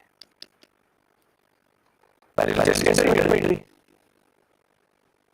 basically, they still don't have the competence. But what if you don't like the judgment of the Adalat? So in 1774, above the Nizam Adalat, a new court was established, which is the Supreme Court, 1724. And the Supreme Court of Calcutta was going to take any decisions or any review petitions from the Nizam Adalat. And if you don't like the order, you go to the Supreme Court. And the same was true for what is called Diwani Adalat, which is that you have one step further, which is Sadar Diwani Adalat. Sadar, this is what Sadar means, number of districts together. Now please don't bring in your modern notion of Supreme Court here. It's called Supreme Court because it is literally the Supreme Court. It has no original exclusive jurisdiction. Don't have to get that. Simple point is, in modern Hastings system, I murder a person. So which court should I go to? Yes, regulating access. Which court should I go to? I will obviously go to the Supreme Court first. I will go to the Nizam Adalat. Nizam Adalat, the judge says, tell me this system. Tell me what happened. I said I'm a Hindu. So the Maulvi will get up and give the room. He says, it's not my problem. Now the Pandit will say that with the European officer. I will say that I'm not a person has been that I am sorry, I remove as guilt. Now the European officer thinks that he's say to the Pandit, what does your law say? But the Pandit technically has no understanding what the law says because there was no law in India. In Hinduism. He'll say, I think if he feeds 1,000 Brahmins, his sins will be washed. So European officer says, perfect. This is your punishment. Now the person of the family, the person who got killed, will say, what is this drama? So we'll say, no, we don't accept this drama. We want to go to the Supreme Court. Supreme Court will again hear it. And now, same system will happen in the Supreme Court. And they will maybe modify anything. So basically, there is a two-tier system in which there is a Supreme Court and then there is a Sadar Diwani Adalat. Sadar Diwani Adalat, Supreme Court, same level, and Nizam Adalat, Diwani Adalat. Can you basically remember these two words? Supreme Court, Nizam Adalat, Sadar Diwani Adalat, Diwani Adalat. Basic point. If they come in the examination, they make the basic structure. Right? Okay. Very good. But is this system actually any good or makes any sense?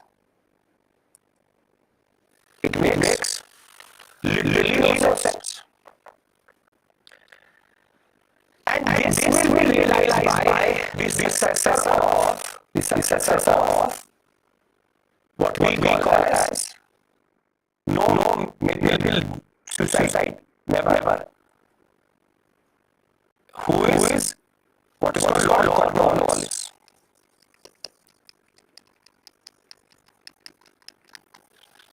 Cornwallis, first thing he will do, Cornwallis will remove all religious intermediaries, but he will make an even more elaborate system. Even more elaborate system. We will straight away remove the religious intermediaries. You will straight away say, these religious intermediaries make no sense, or these things are not in my mind. So what he will do is very simply, he will create the following structure. Again, don't want to go to the nitty-gritty of the structure, but just understanding the basic points. Here, criminal and civil. And basically, he will now create 4-tier system. At the topmost, it is going to be Supreme Court. Under the Supreme Court, he now introduces what is called Sadar Nizamat Adalat. And under the Sadar Nizamat Adalat, he will then create what is called circuit courts. If you have ever been to the courts, you would know circuit courts still exist. Basically, 2-3 districts together is one circuit, 2-3 circuits together is one Sadar. And then you have what we call the Supreme Court itself. Yes. So basically, Supreme Court is there, Sadar Nizamat is there, then under that you will create what is called district courts. There is no intermediary in this whole story, but he is now made it a high court exist. I tell you, this Sadar Nizamat is going to become high court later. Simple point is he has created a whole system. Yes, Sadar Nizamat technically is high court today. The structure he has created is district, circuit, Sadar, Supreme Court. Any issue here? Very easy. Simple point is he has created 4 levels of appeal and justice. Easy. But in civil matters, he will be much more serious. Why will he be more serious for civil matters? Why is he more serious for civil matters? Because the company really cares about civil revenue, taxation. These are things which they actually care about. Here he will create an event involving the king of England, which is that any dispute above 5,000 pounds, any dispute above 5,000 pounds, you will need to put England king in council. Basically, the king of England will take your decision. Anything which is at this level. See, the sticks make one circuit makes other. Basically, this is still today. 2-3 sticks come together to make one circuit. 2-3 circuits make one other. Standard concept. Which is this is administrative division of one state or one province. Circuit means 2-3 districts together. One circuit. You have circuit inspectors, circuit officers. Basically 2-3 districts together. Now, if your dispute is less than 5,000 pounds, and 5,000 pounds is very quite a lot of money. That time today was also a lot of money. But 5,000 pounds, less than 5,000 pounds. Then it's the easy system. Sadar, Diwani, Adalat. Then in circuit courts. But at the district level, he shows his racism. That basically he makes two. Registrar's court and what is called the municipal court. This court only takes Indian disputes. This court is exclusive for Europeans. Now, basically, he has created a very elaborate system of power. See, understand this. Multiple districts make one circuit, multiple circuits make one another. It's just coming together. In criminal, he's kept it from Supreme Court, circuit courts, district courts. In the other half of the story, he has now created a very important concept, which is if your dispute is very big, don't have to come here, go to England straight and talk to the King in Council, the King of England. And if it is less than 5,000 pounds, you then go to municipal court if you are an Indian, you go to registrar court if you are European. Then if you are not happy with this court, go to circuit court. If not happy with circuit court, go to Sadar court. Is this making sense? Sadar is more or less equivalent to a province. Is equivalent to a province. Right? Are you getting my point? Why the British are creating such an elaborate system? Because this is how they consolidate India. They need to do this because they need to control India in the best way possible. So Hastings has too much faith in Indian officers. These religious Indians. Cornwallis comes and straight away throws them out. I will give you a comparative picture. Don't worry. 3 officers will need to concentrate on. Warren Hastings, Cornwallis, and I just need to do one small thing which is Bentinck, and I give you a break. What did Bentinck do? Can you discuss what Bentinck did? Very good. I'll write all of them together. Don't worry in that sections. Bentinck will just do one thing. He will say that why do we need a court? Why do we need a court at the circuit level? Bentinck will remove this court, and give power to district collector. Basically, till today, if you go today, for example, land dispute, you will actually go to the municipal court. Now, registrar court does not exist. And if you are not happy with what municipal court said, you go to the district collector. Till today. So if this makes sense, and I make all of them three together, and that is what you learn more than enough. More than enough. Are you understanding what we are doing here? You will not find this in any book, and when I read it out to you, you will automatically realize how difficult it actually is. Because it is when you write these things down, you will actually make it even more confusing. So just work through with me in this basic flow chart. It should be clear. It should be clear. So see. Let's discuss, and this is the revision we are doing. Warren Hastings. Please don't get caught up in anything and the modern notions of judicial authority. There is nothing like that. Cornwallis and Bentinck. Very simply,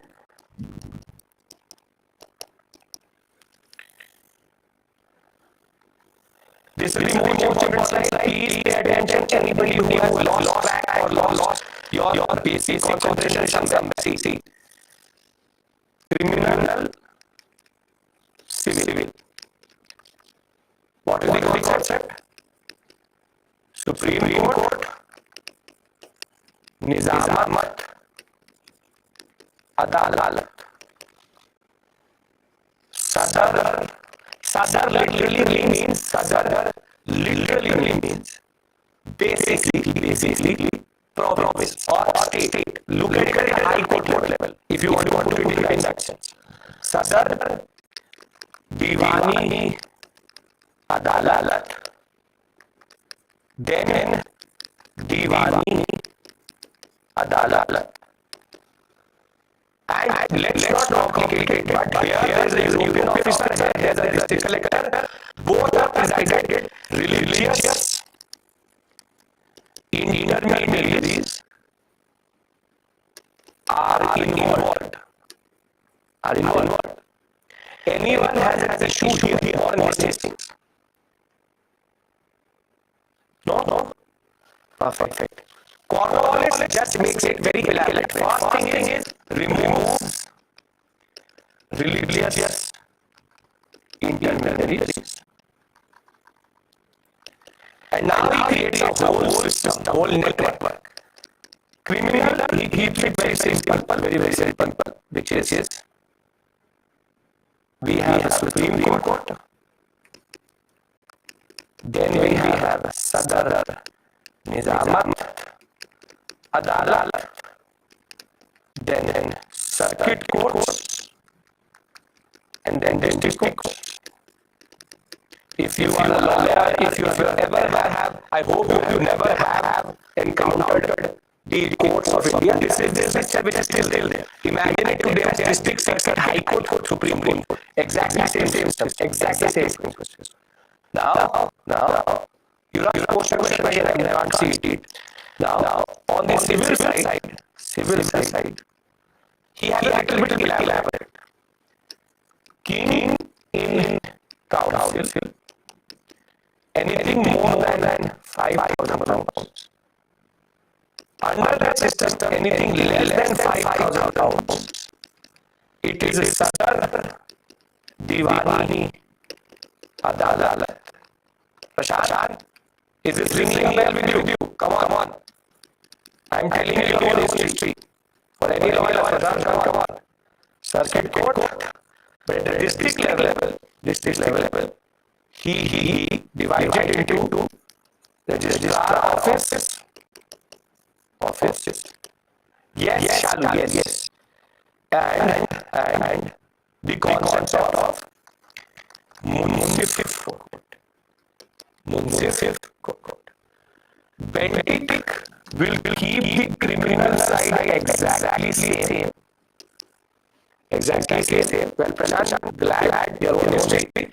And the civil side, he will have the same structure. King in council, Sadar, Diwani, Adalat. But he will make a very important change, which is here. He will change this to district collector, and then the same structure of registrar and Munsif. And Munsif. Done. Bhavna will discuss that later. You will ask that question, makes no sense. Then it would be then which power, which more power, what is the status? Now does it make sense? What difference it makes is because district collector is an officer. You don't need a whole work for it. Is everybody with me? Now is it looking overwhelming or difficult? District collector is always European, never Indian, never Indian. Obviously, this will never give this position to Indian.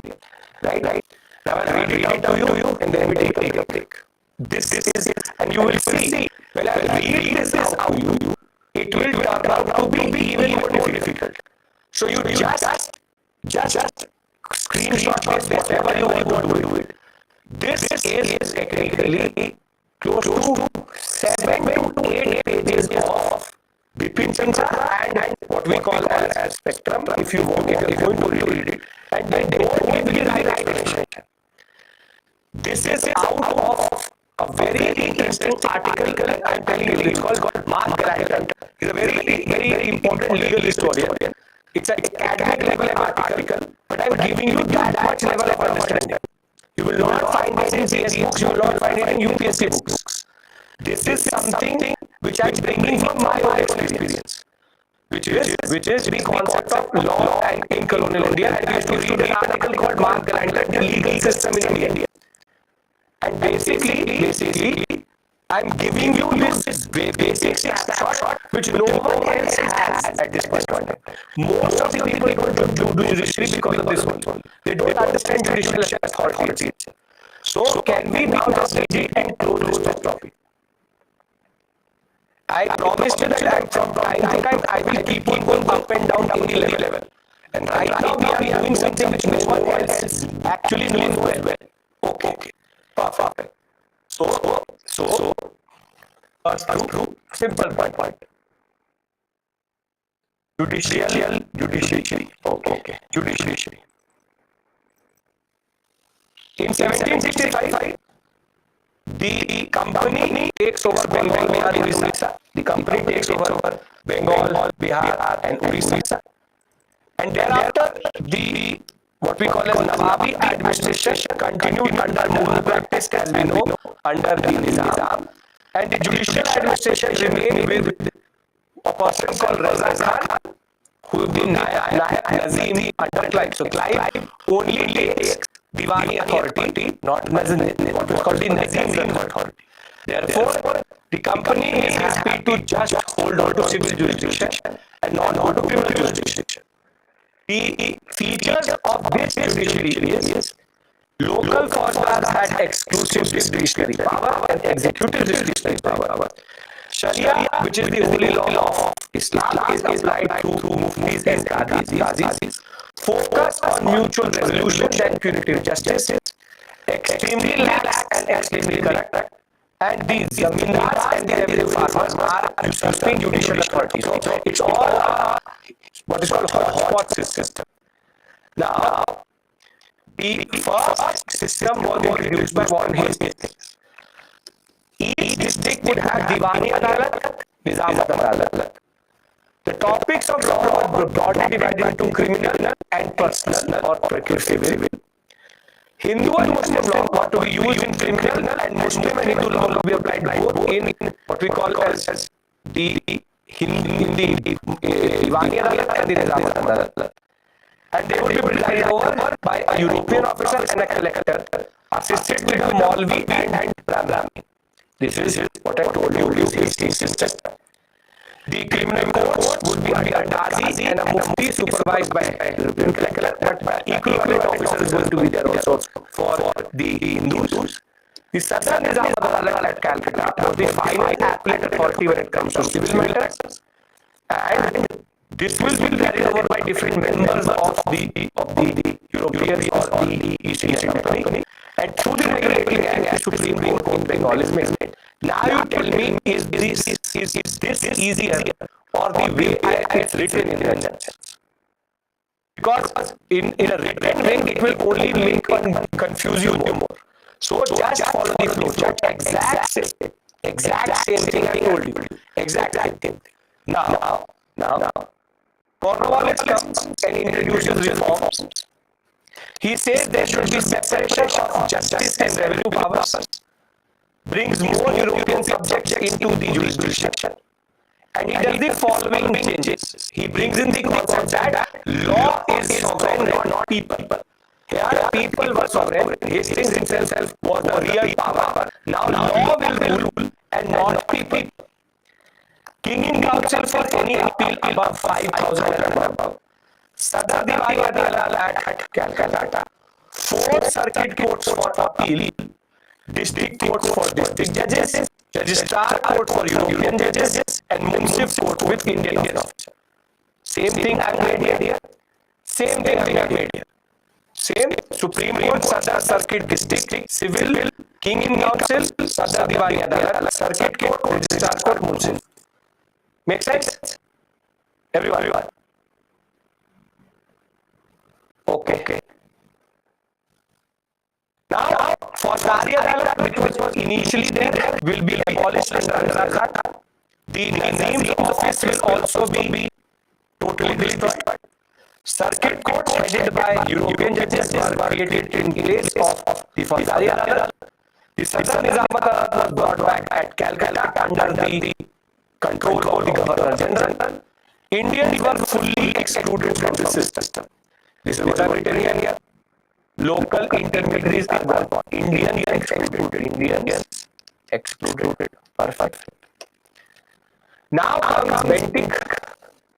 Bentinck will abolish all 4 circuit courts, transfer power to collector. Sadar Diwali Adalat and Sadar Nizamat Adalat were now set up at Allahabad. A new setup. The high courts are coming. English will now be spoken in the Supreme Court, not Persian. Lower courts can use either Persian or vernacular language. But he is the one who will appoint what is called the Law Commission. We will discuss the Law Commission under Macaulay will introduce CRPC, IPC, and the concept of Civil Procedural Code. It is Macaulay who is the father of law in India because he produced the IPC which we use till today. Till today we use the same IPC 1860. And just the last point is by 1860 Europeans can claim no special privilege. And basic point is Indians cannot try them but European judges can. And in 1865, please note, the Supreme Court and the Sadar Adalats were merged into this point in time 3 high courts. So the 3 high courts which exist in the oldest in India, Calcutta, Bombay, Madras, emerged in 1865. Does this make sense and can we take a break? It's been, I know, 2 hours straight, but I hope this makes sense. You just have to remember this slide and I will leave you on this slide. Can we all agree to this? This is basically a simplified version of whatever we have done. Whatever we have done till this point. Yes. So rather, it would make more sense to do this than to go for the descriptive understanding. Right? Do not try to complicate it. Do not try to find logic in this. This is the structure. Great. Perfect. So it is 7.5. It is about the concept.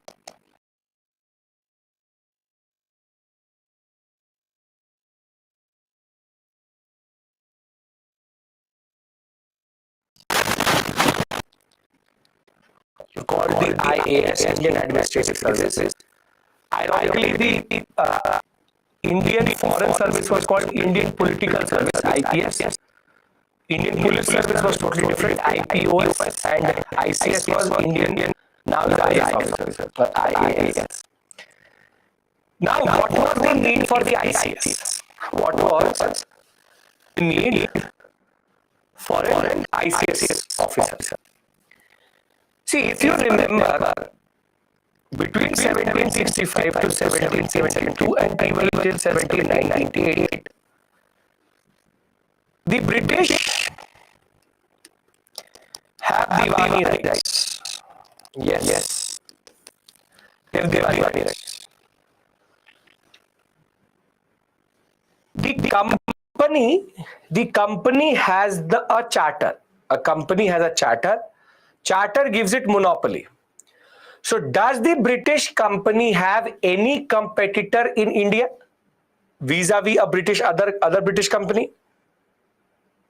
No. It has a virtual monopoly. It has a virtual monopoly. But now, for example, 10,000 rupees worth of trade is going to happen. 10,000 rupees worth of trade is going to happen. But a British officer, for example, Clive, he also starts to trade and takes the dastak or gives the dastak to himself. Takes the East India Company dastak and gives it to himself.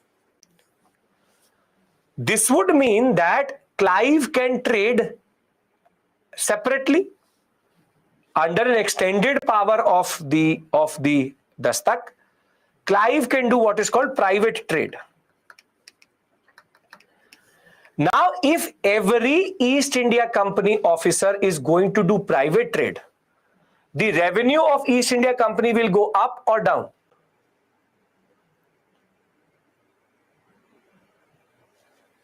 Will technically start to go down. Imagine, very simple.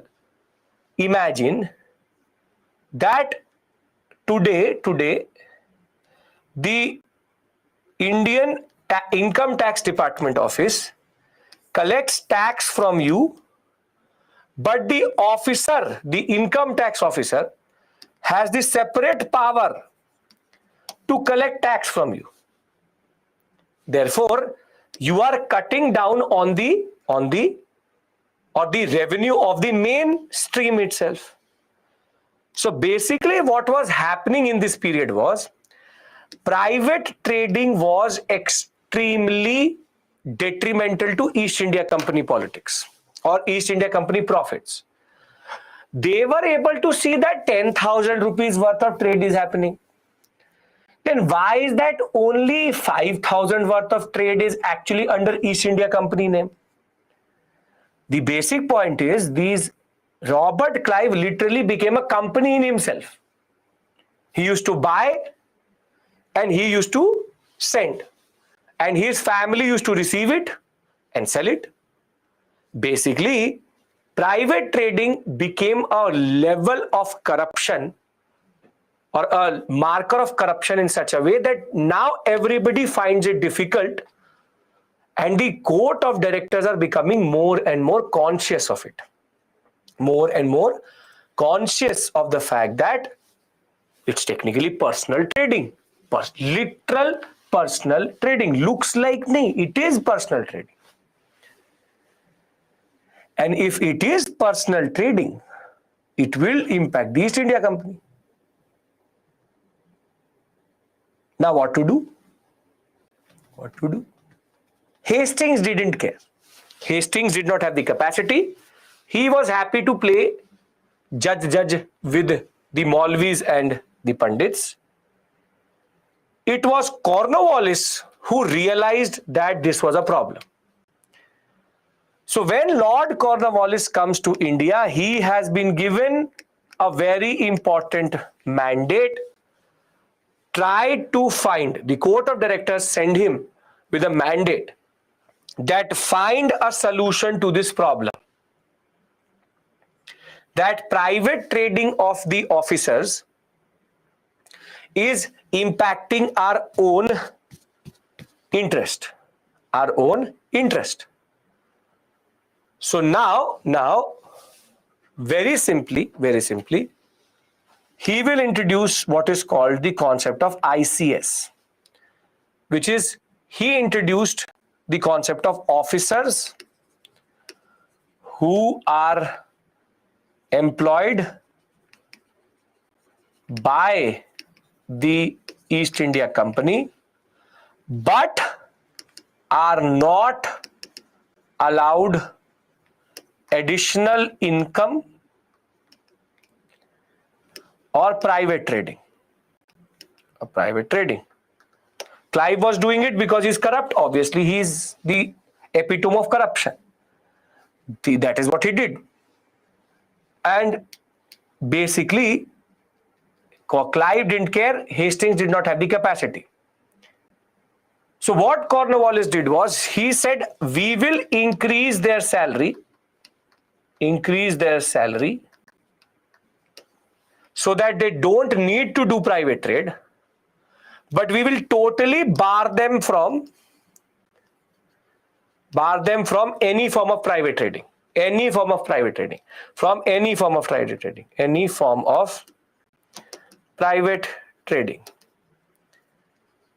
So basically, Cornwallis was the first to bring into existence an organized civil services, because he tried to check corruption via increasing the salary, enforcement of the rules of private trading, and barring the civil servants from taking presents and bribes. And now this is another problem. Robert Clive personally took 50 lakh rupees as a gift from Mir Jafar. What should I do? I didn't want the money. He gave me as gift only. So they said no gift and no presents. Nothing can be accepted by an ICS officer. You don't need to make it a point to take bribes in the form of gifts. And via proper promotion system, seniority, and a structure, Warren Hastings was able to, Lord Cornwallis was able to figure out this whole system. But there's still a problem. How do we train the officers? Because they need to be trained in coming to India and basically knowing Indian languages. So when Wellesley came, he started what is called the Fort William College, a college for IAS officers or ICS officers,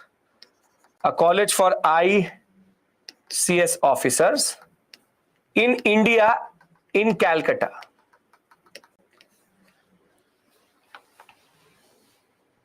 But the Court of Directors saw this as a part of parallel power making and parallel power center, because then Wellesley wanted to acclimatize the officers in India itself, which is that you come to India, you learn the language. It was basically mandatory for every European ICS officer, East India Company ICS officer, to learn one Indian language, which is that they need to either know Persian or they need to know the Pali, Prakrit, Sanskrit, something that they need to learn.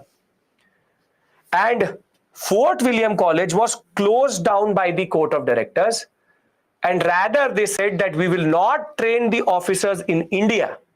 We will train them at a place called Haileybury in England, and that became what is called the Haileybury College, or the ICS College in England itself.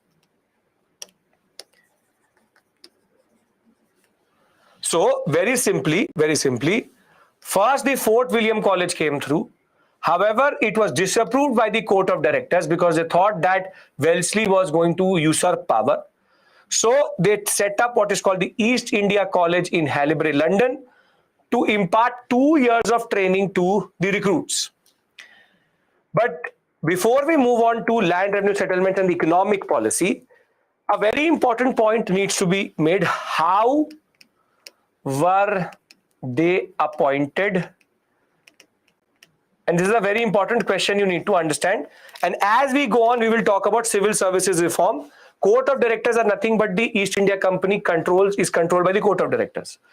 Tell me one thing. You understand the concept of ICS, how he curbed corruption, and where were they trained?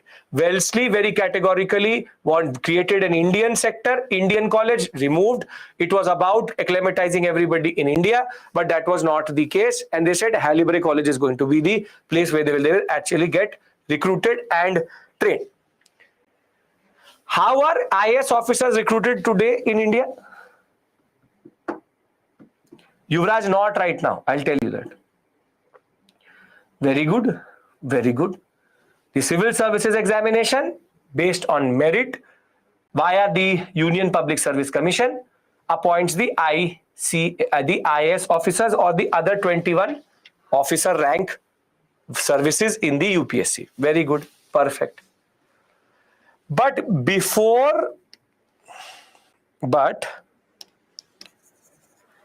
what today is there is called open competition. That the competition is open to everybody. We compete and we become an IAS officer. But before 1833 and after 1833, the system changed. Before 1833, ICS officers were nominated by the court of directors. No exam, no competition. And if that is going to be the case, it is not 1853, 1833. Main first change 1833. 1853 totally different change, Shamil. If the first implementation is 1833, if it is basically nomination, what is going to happen? Very good. Nepotism, which is basically you will only appoint your uncle, brother, father, mother as basically an ICS officer. Nepotism. So nepotism.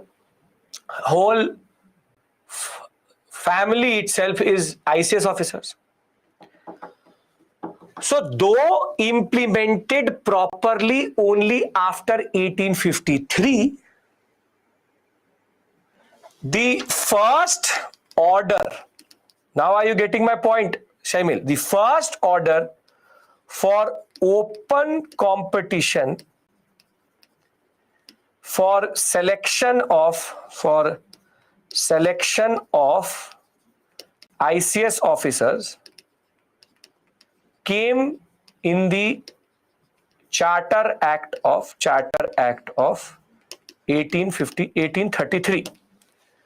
However, this will not happen till 1853. They will still delay it. Properly implemented only in 1853. At this point of time, till 1833, it is a proper monopoly of the court of directors, and open competition is introduced in 1833. Is this clear? Can we close this topic? When we will go and talk about civil services reform as we go on in the story. As of right now, finally, we have now consolidated India. The ICS has been produced to effectively loot India, and the other part of the story is the judiciary is there to again loot India. Everything is about looting India. But now comes what we call as economic policy of the British. A very interesting section, which is land revenue settlement. Second is commercialization, deindustrialization, drain of wealth. So we discussed advent. We discussed the concept of regional kingdoms. We discussed expansion. And now we've done consolidation. Now it's about economic policy. Now, very simply, police, as I said, you will be reading my article for that, and I will get it uploaded to your portal today, and I'm trying to push the link for that. Within this class. If not, tomorrow itself, I will get the link ready for you so that you can download the article itself. One of the simple question is what to do with the article. Just read it to understand the policing system. Nothing more, nothing less. It's a very elaborate article, but you have to basically understand the basic structure, how it is changing. ICS officers before 1833, nepotism. After 1833, open competition. Simple point is, one of you asked me that a very simple question: what was the structure of the examination? And the story of the fact is the exact same structure we follow today. In 1833 also there used to be prelims examination, mains examination, and interview. Prelims also had papers, 2 papers, and whilst you have this GS paper 1, GS paper 2, GS paper 3, they used to have Latin language paper, Latin, English literature, Shakespearean literature, science, theology. These are the subjects which they needed to actually write the exam in. But in a way, since its genesis for close to 200 years now, 250 years, the exam is still the same. Question cannot be made. The problem is, Chaluvadi, when we'll be done with the larger story, then maybe I can give you a question. Here it's only introducing this concept to you. Now, in India, they have created their direct conquest, and now they've created 3 pillars of their rule. The 3 pillars of their rule, or the 4 pillars of their rule, is judiciary, the police, the army, and the ICS. And now we will see how all of them came together to economically exploit India. Can we now pivot to economic history? Very interesting, very important, very, it opens up your eyes totally. It opens up your eyes totally. Okay, can we discuss this? Is everybody ready? Can we do this? Okay.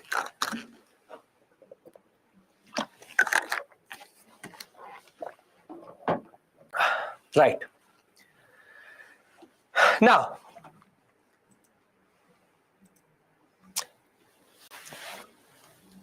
why is that Bengal and the Diwani rights are considered such a major moment in Indian history and British history?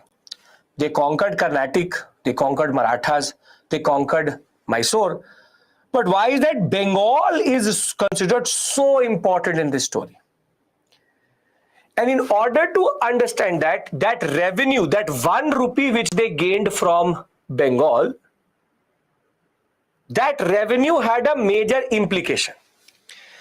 See, if I ask you how did the British loot, you will say they literally took the money, put it into their pockets, and they went to London. Yes? Basically, they literally took out the money and they took it to London. This is called the Sone ki Chidiya was looted.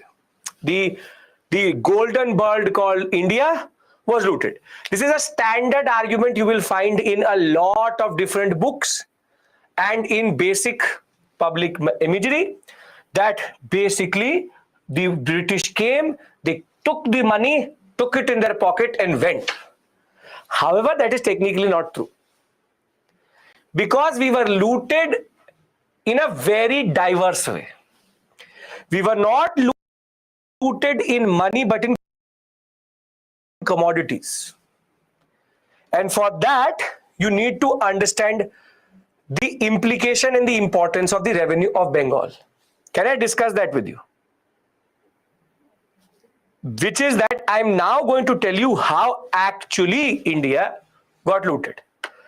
It's not literal transfer. People think it's like I did a UPI transfer, scan code, spend the money. No. Much diverse. Okay. Now,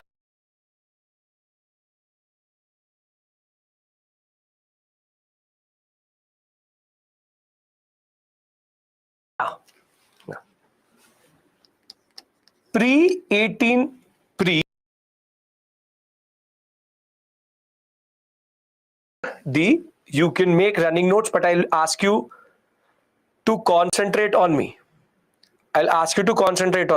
I can see the quality. Am I audible? Am I visible? I know, I can see that. Video is not lagging, but yeah, so give me 1 second. Just give me 1 second. Don't go anywhere. Just give me 1 second. Now better?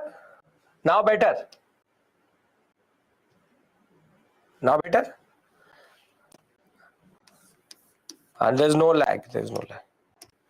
See, I have a preview in front of me there. There's a screen in front of me which shows me what I'm writing, where I am. So I could see that my quality went down, so don't worry about that. Okay. Right. Now can I, coming in good quality, coming out of the screen, can touch you only? Is this okay? Can we discuss? Yes, very good. Great. Screen से बाहर निकल. Okay. Pre-1765. Pre-1765.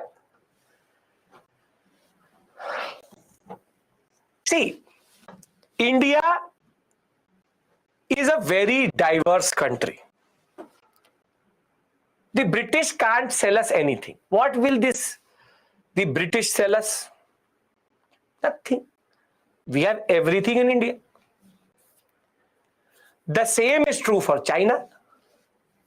Basically, the British come to India for two things: trade, and they then go to China to get silk, tea. So basically, there is England and there is China and there is India. Please refresh. I am totally fine now. Refresh if there's an issue. Refresh. So they can sell us ammunition, but we don't have the pistol itself. And how many pistol will you sell to the Indians? How many pistol will you sell? You will sell it once. There's nothing to sell. So basically, the British come to India and they come to China. They come to India and they come to China. They come with what is called bullion. Bullion. Bullion means gold and silver. Gold and silver. And see, Indians, they can't sell us anything. What will they sell us to? Wool. We are a tropical country. They will maximum will have to go till Punjab, the whole northern sector, to sell wool. We already have that also. The British can't sell anything to the Chinese or to the Indians because we have our self-sufficient economy. And in return for this, from India, they take what is called pepper. They take cloth, cotton cloth. They take tea. They take a little bit of what is called different types of commodities, such as not indigo. They take cotton cloth, they take pepper, they take tea, they take some of the grains. Basically, they take spices. Their most important concept is spices. Masale, spices is what they really matter to. This is called calicos. So basically, they take cotton cloth, they take spices, they take cardamom, they take turmeric, they take pepper, they take tea, they take some of the grains. They have a lot of things. They take sugar, little bit of sugar. They take some of the silk, but their main supply of silk was from China. From China, they take silk and tea. These are commodities. Don't say indigo. Indigo is a very British crop. The basic point is there is nothing for them to sell us, and all of these commodities are very, very important in England, because in England there's a lot of demand, a high demand for all of these commodities. Now, if we talk in economics term,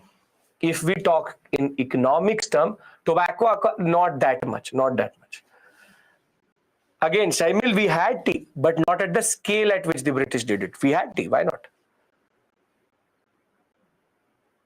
If we talk in, now listen to me, commodities we will discuss, but the basic point is, if we talk in BOP terms, balance of payment or trade terms, BOP or BOT or BOT, in this trade, India would have a positive balance or a negative balance? BOP is positive because they can't sell us anything, and we export more than we import. And China, again, balance of payment is positive, export more than import. And that too, the import is gold and silver. And the English have negative balance of trade because the exports are very, very less to imports. And more than that, this is the period of what we call as the bleeding of gold and silver from England. So now the British are extremely desperate to find a way to get something out of the system. So when we talk about the world, the British are coming to India, they are coming to China, and they are bringing bullion. They are bringing in bullion, and what they are taking, I marked, wait, that is Spain. The British are coming to India and they are coming to China, and they are bringing in bullion, and simply they take back from India, they take back from China, and that is commodities, which is silk and tea. Here it is cotton cloth, pepper, spices, grains, etc. Textile. Cotton cloth is nothing but textile. Very good. The balance of payment is negative here, and the balance of payment is positive here. Can we agree to this much? Yes. Now you try to understand the implication of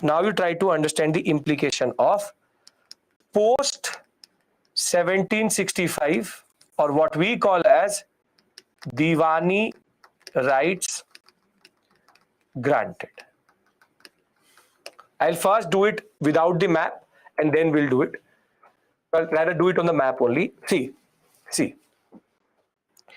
As soon as Diwani rights are granted, what is generated in India? From Bengal, they generate some revenue. Revenue generated in Bengal via Diwani rights. And see, this is why land revenue settlements is important to understand. We will see. But now what they do is that they take this revenue and buy the commodities which they need, which is textile, cotton, pepper, etc. And they transfer it to England. So now there is a transfer which is happening. The commodities are flowing, but England had to import 0. And what they do is they buy a very specific commodity in India.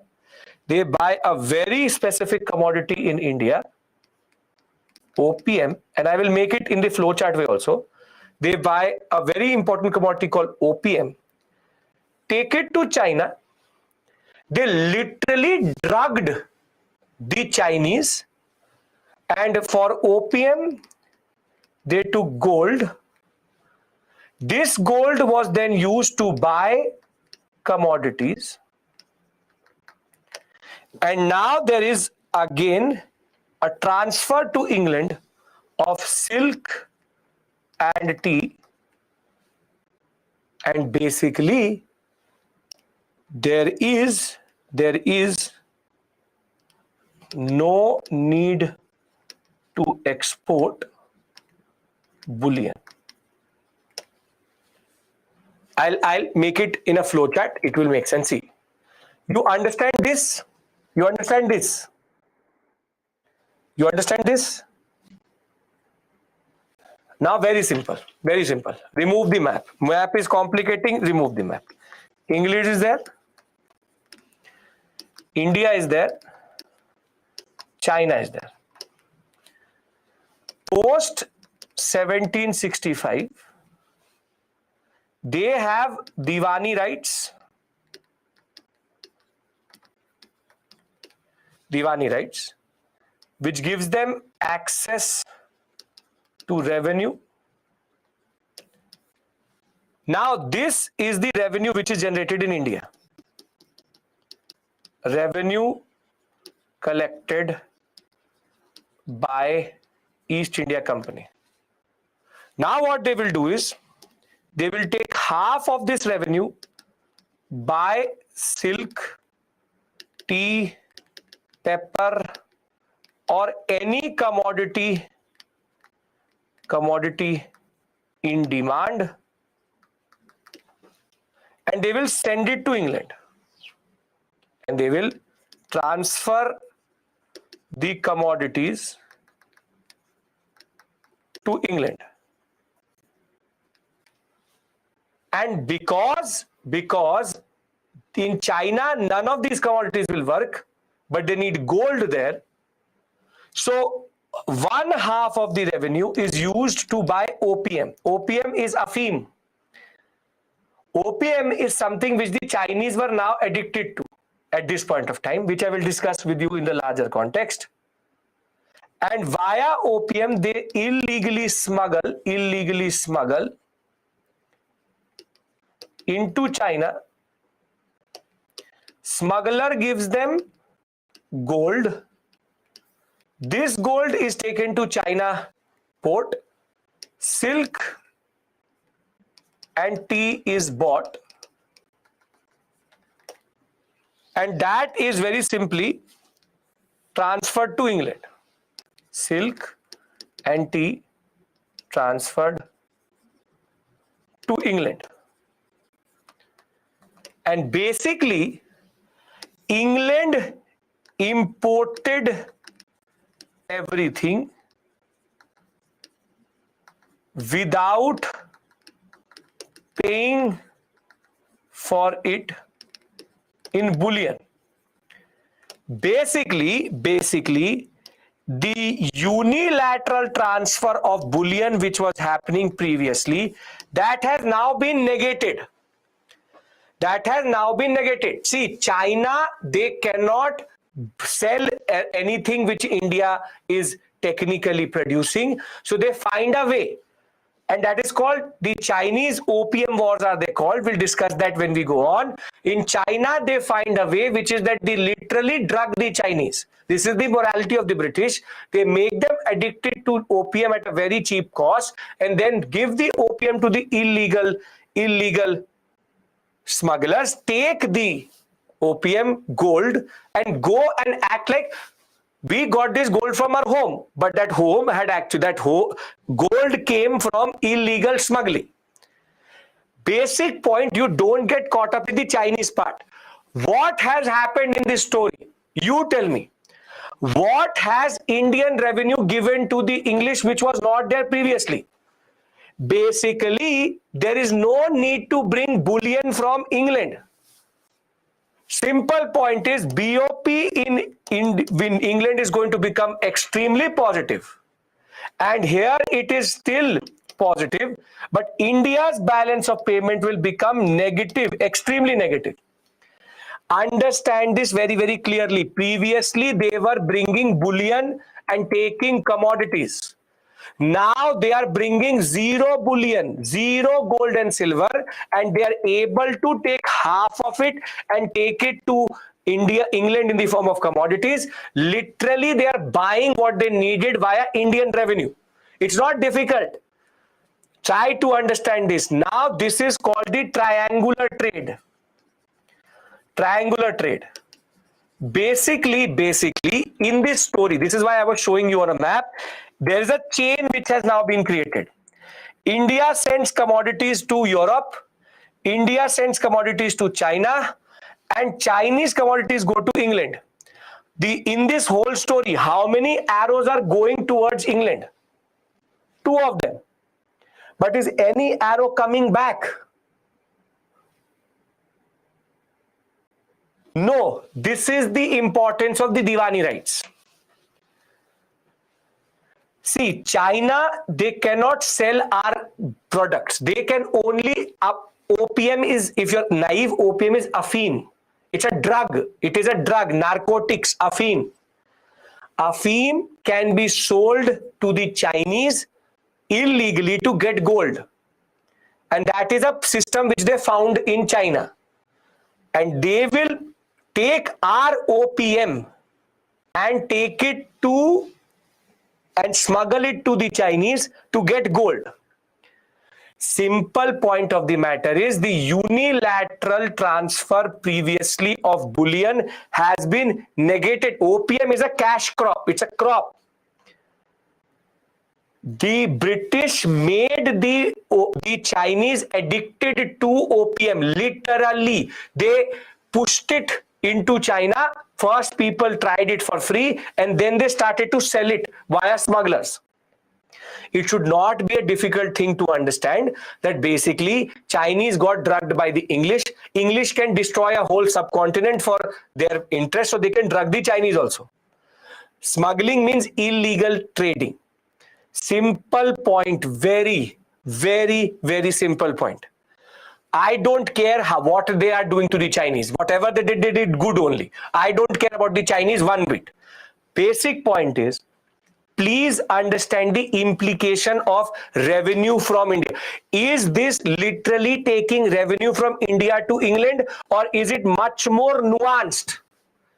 Is it much more nuanced than what we actually think? It is actually much, much, much more complex than what we actually think. Indian revenue was not unilaterally transferred to England. It was transferred via commodities. And basically, when they will start to extract a lot of revenue, why do you think that they commercialized us? They didn't commercialize our agriculture because they wanted our cash crop producing person to produce cash crop. They made us literally produce crops which they wanted. And therein comes indigo, opium, silk. These were commodities which they wanted. Again, you will not find this in a book. Please understand why Diwani rights and Buxar is considered the fate of India, considered sealed, and the British now technically becoming rich like anything. They were bleeding, literally bleeding gold at one point of time with negative balance of payment. And in this story, unfortunately, the negative balance of payment has fully been pushed to India. England does not want money, wants commodities, because the commodities which they take sells at 4 times, 5 times the cost.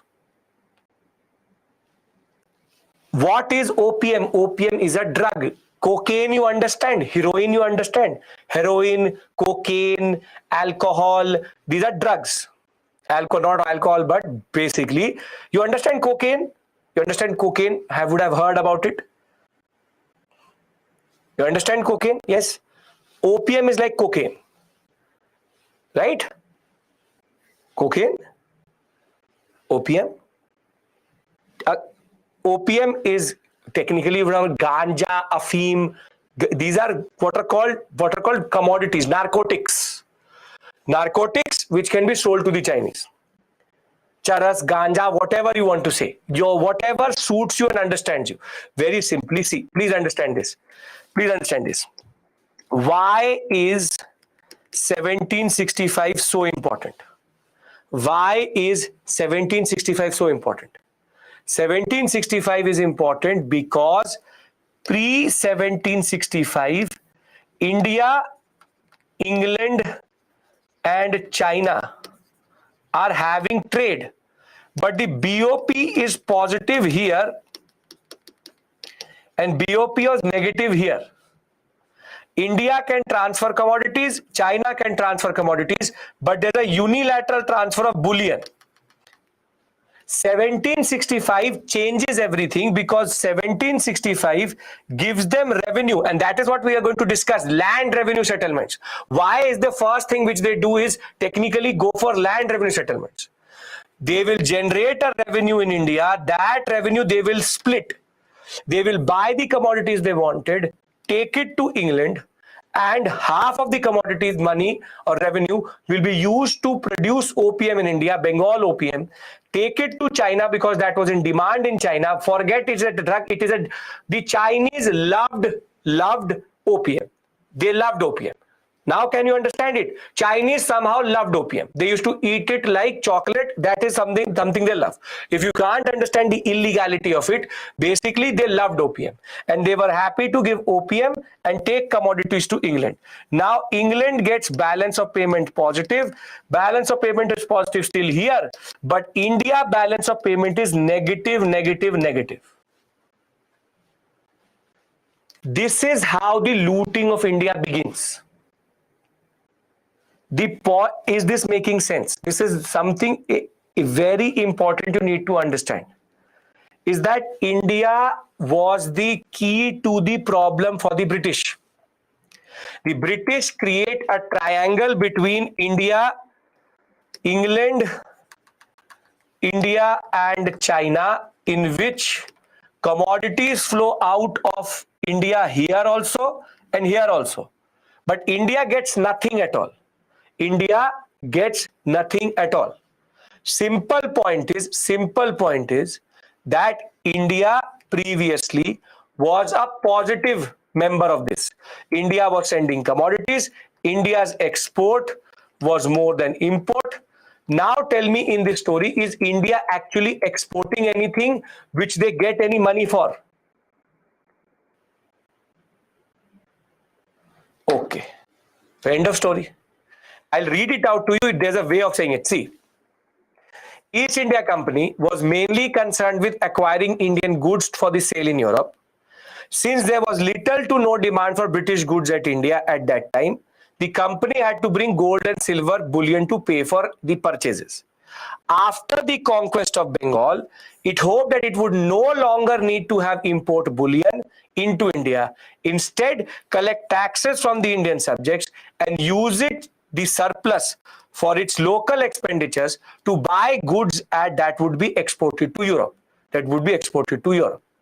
Now, is this making sense? This is the basic summary of what I've told you. This is called the creation of the triangular trade between India, China, and England. Is this clear? I'll give you an example. Last thing I'll give you is a very layman example of this, and very simply we will end this understanding, because this is the basic pretext. Understand this, because people don't understand that basically India was not literally looted like a unilateral transfer of money. It was actually much more nuanced, because India got sucked into the British economy. And that is why there was a way in which there was all this movement in that sense. So much more nuanced. Nuance means complex. Okay. How does India's BOP become negative? India is not getting anything for its export. India is not importing bullion. India is importing nothing. Basically, Indian revenue has been converted into commodities which the British take to Britain. Then how is an Indian getting anything? I'll give you a very simple example and then I move on to land revenue settlements. Please. Simple example, very simple example. Right. Very simple, simplest of simplest. Right. There are three friends. Three friends. A, B, and C. A is more or less useless in this whole configuration. A gives money to B. B gives notes to A. A gives money to C. And B gives notes to A. Basic point is, here A loses money. A loses money. And what B and C give is notes. And basically they go gain for money notes.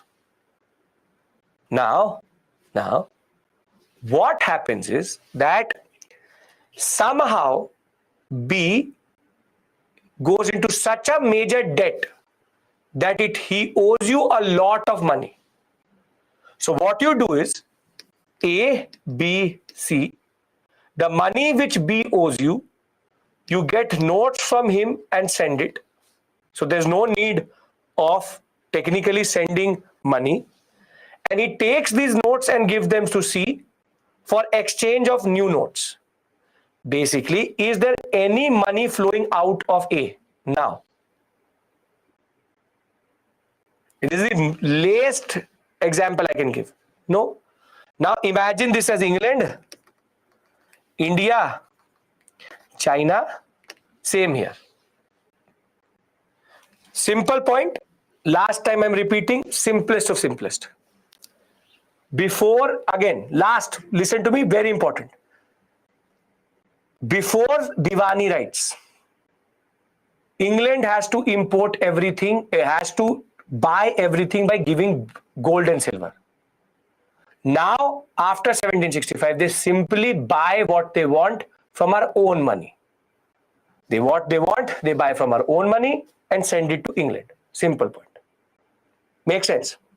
Before 1765, they had put factories of commodity to make positive.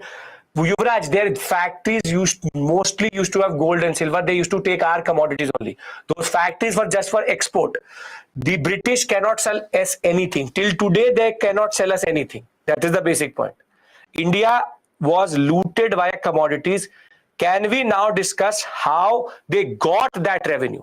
If you understand why Buxar is so important, let us discuss how they got that revenue. Can we now discuss the source of that revenue and land revenue settlements? Can we discuss that? I put in close to 3 to 4 things. I want your assertion that you understand the larger concept here. Because if you understand that, it will create a chain, because everything which happens in India happens for a very specific reason. And the starting point is land revenue, and thereafter it becomes better.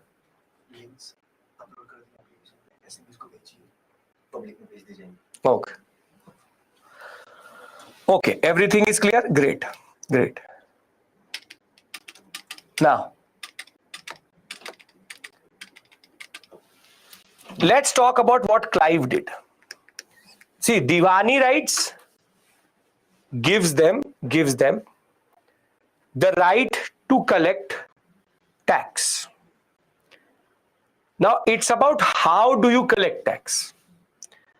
It's about how do you collect tax. This money is very, very important, because this is what is going to change the fate of India and fate of England. England literally became the master of India, and India was now bleeding and England was gaining. Now, Clive did not want to do too much. Standard hands-off policy. So, under Clive, the system was very simple. We are the Diwan, and Reza Khan, the SME has pushed you 2 links. If you can see them, police and railways right now in the public chat. Can you see that? Yes. Please copy that link and paste it in your URL and confirm to me that the article is opening. please. We'll get it uploaded into the app also, but please confirm to me that you can copy that link and download it. It should just copy that URL, put it into the URL, which is the thing, and it should not on Google. The URL, the whole tab which is on the thing. Can you open the link? Can you open the link? It's uploaded on the app in press section. Okay. And it is also in the app in the section where it says resources. Yes, it is opening. Don't worry about the URL. Forget about the URL. It is in the app under resources section. You'll find it, but just copy this link. It is opening, right? Yes, discussant article. Just as you go down, you will get the article, what is called, yes, B.R. Ambedkar's picture. Perfect. Great. Opening, done. If you are not able to open it, just go into your dashboard additional section. You will get these two articles. Yes, 12 pages. Great. Perfect. So I would like you to read it, and I would also like to know how you find it. Good, bad, whatever it is, right? 9 pages, 12 pages. The initial 3 are useless. Okay. Now, can we come back to Bengal? Can we come back to Bengal? I'll talk to you about that tomorrow. Just go through it basic. Okay. So Clive is Diwan. Clive is Diwan. And Reza Khan is the Nazim. Is the Nazim? General administration. Diwan's right is to, his job is to collect revenue. So what Clive did was, he said, who will take so much tension? His understanding was, we will appoint European supervisors on the existing system. Whatever be the existing system, Zamindar collects it, Amil collects it, Amin collects it, we will just have one European officer sit over the system.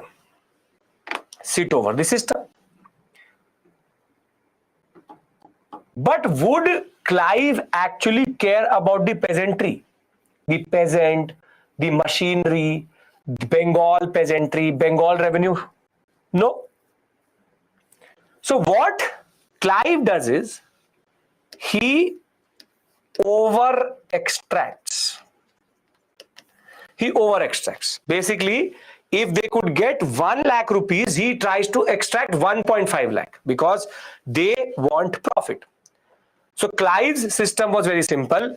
Put a European officer on the system itself. Whatever be the existing system, whatever Bengal was following, we just put a European officer. He creates pressure and extracts more. And the extraction of the revenue by Clive was so disastrous that in 1769 and 1770, we have for the first time in Bengal a famine. Famine is an acute shortage of food because either there is shortage of grain or purchasing power. Famines, if there was one thing which the British innovated in India and introduced in India at a scale which was never done, is actually famines. In India, people never used to die hungry.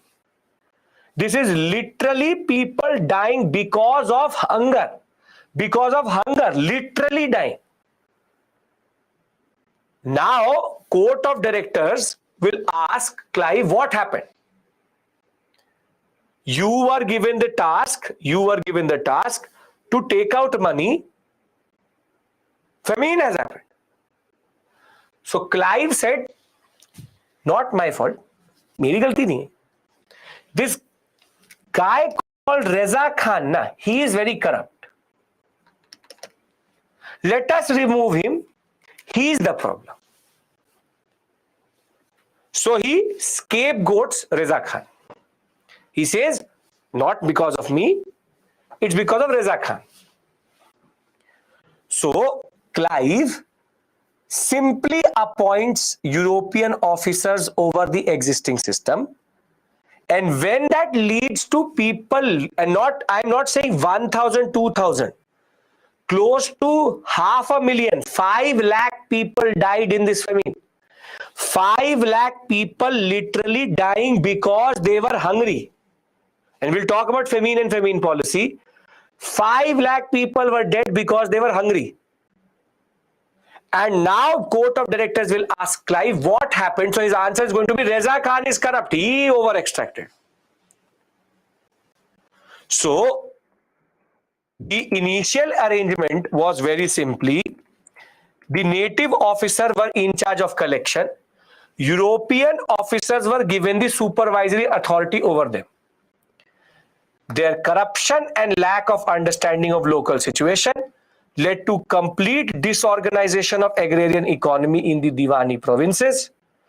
The company directors, unable to pay to their shareholders and expected a very huge amount of dividend, began now to look into the reasons why there was falling revenue and devastating famines. Clive found an easy scapegoat, Balika Bakra, which is Reza Khan, and arrested him under false charges of corruption. And now basically this is a problem. Now tell me one thing. What is a famine? When people die of hunger. People die of hunger. For a company which wants revenue and which wants money, is famines and fluctuation good? No. Didn't Reza Khan protest? You tell me, how would he have protested, and which court he would have gone to get any form of justice? Nothing. See, simplest point is, remove your notions of 20th century, 21st century democracy. They don't care. It's British politics. British don't care. Reza Khan would be literally murdered, no one cares. So remove that. Simple point is, he goes to whatever court he was tried and actually falsely accused also. The basic point of the matter is, Clive over extracts. However, if you will over extract, will the next year also give you the same amount? No. So now what Clive actually did was, first year he extracts, for example, 1.5 lakh. Next year he extracts only 5 lakh or 0.5 lakh. Then the third year he again gets 1 lakh. But the fourth year he gets only 20,000. For the company who is answerable to their shareholders, does this make sense, or is this good? You have to understand this concept, that the British would like a very important word in their revenue: certainty. That I will get this X amount for sure. But has Clive done this? Has Clive done this? Has he made sure that there is certainty of revenue? No. Now basically Clive destroyed Bengal's economy, literally. And now Warren Hastings has been sent, and this is the last discussion we have for today. Now Warren Hastings has been sent with a very important mandate. Get us stability. Get us stability. So he introduces what is called the farming out system or farming system, and you would have you asked me initially in the first classes, which is also called the Ijdari system. Ijdari system. Ijdari system. Now, what is this system? Everybody is with me or understanding the purpose of the discussion. We are understanding how they will extract the revenue, which is going to become the game changer for the British in India. Is everybody with me? Please, you become silent. I need your concentration now. Clive has destroyed the economy. Famine has gone. Reza Khan is dead because of that. Now, basically, Warren Hastings needs to, famine is people literally dying of hunger. Famine, literally dying of hunger. SME push the definition of famine. Okay. Ijdari system, Izdari, sub, Ijara, Ijari system, all same. Izara, Izdari, all same thing only. Okay. Now.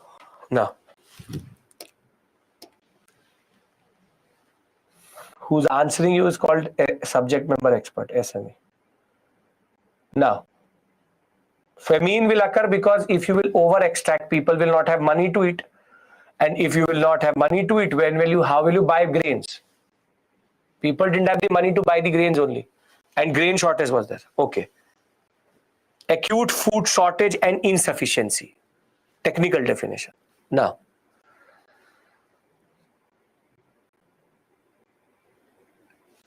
he needs certainty. So what he does is, first thing is he dismantles the existing system, and he introduces what is called auction system, which is the revenue will be collected by the district collector, literally means collector, district collector. But how will the district collector collect it? So what he will do is that he will say, this district collector will put out an advertisement that we have, for example, we have this 100 acres of land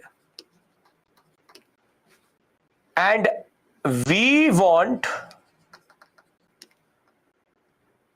revenue extractors for this 100 acres. The district collector will not go himself.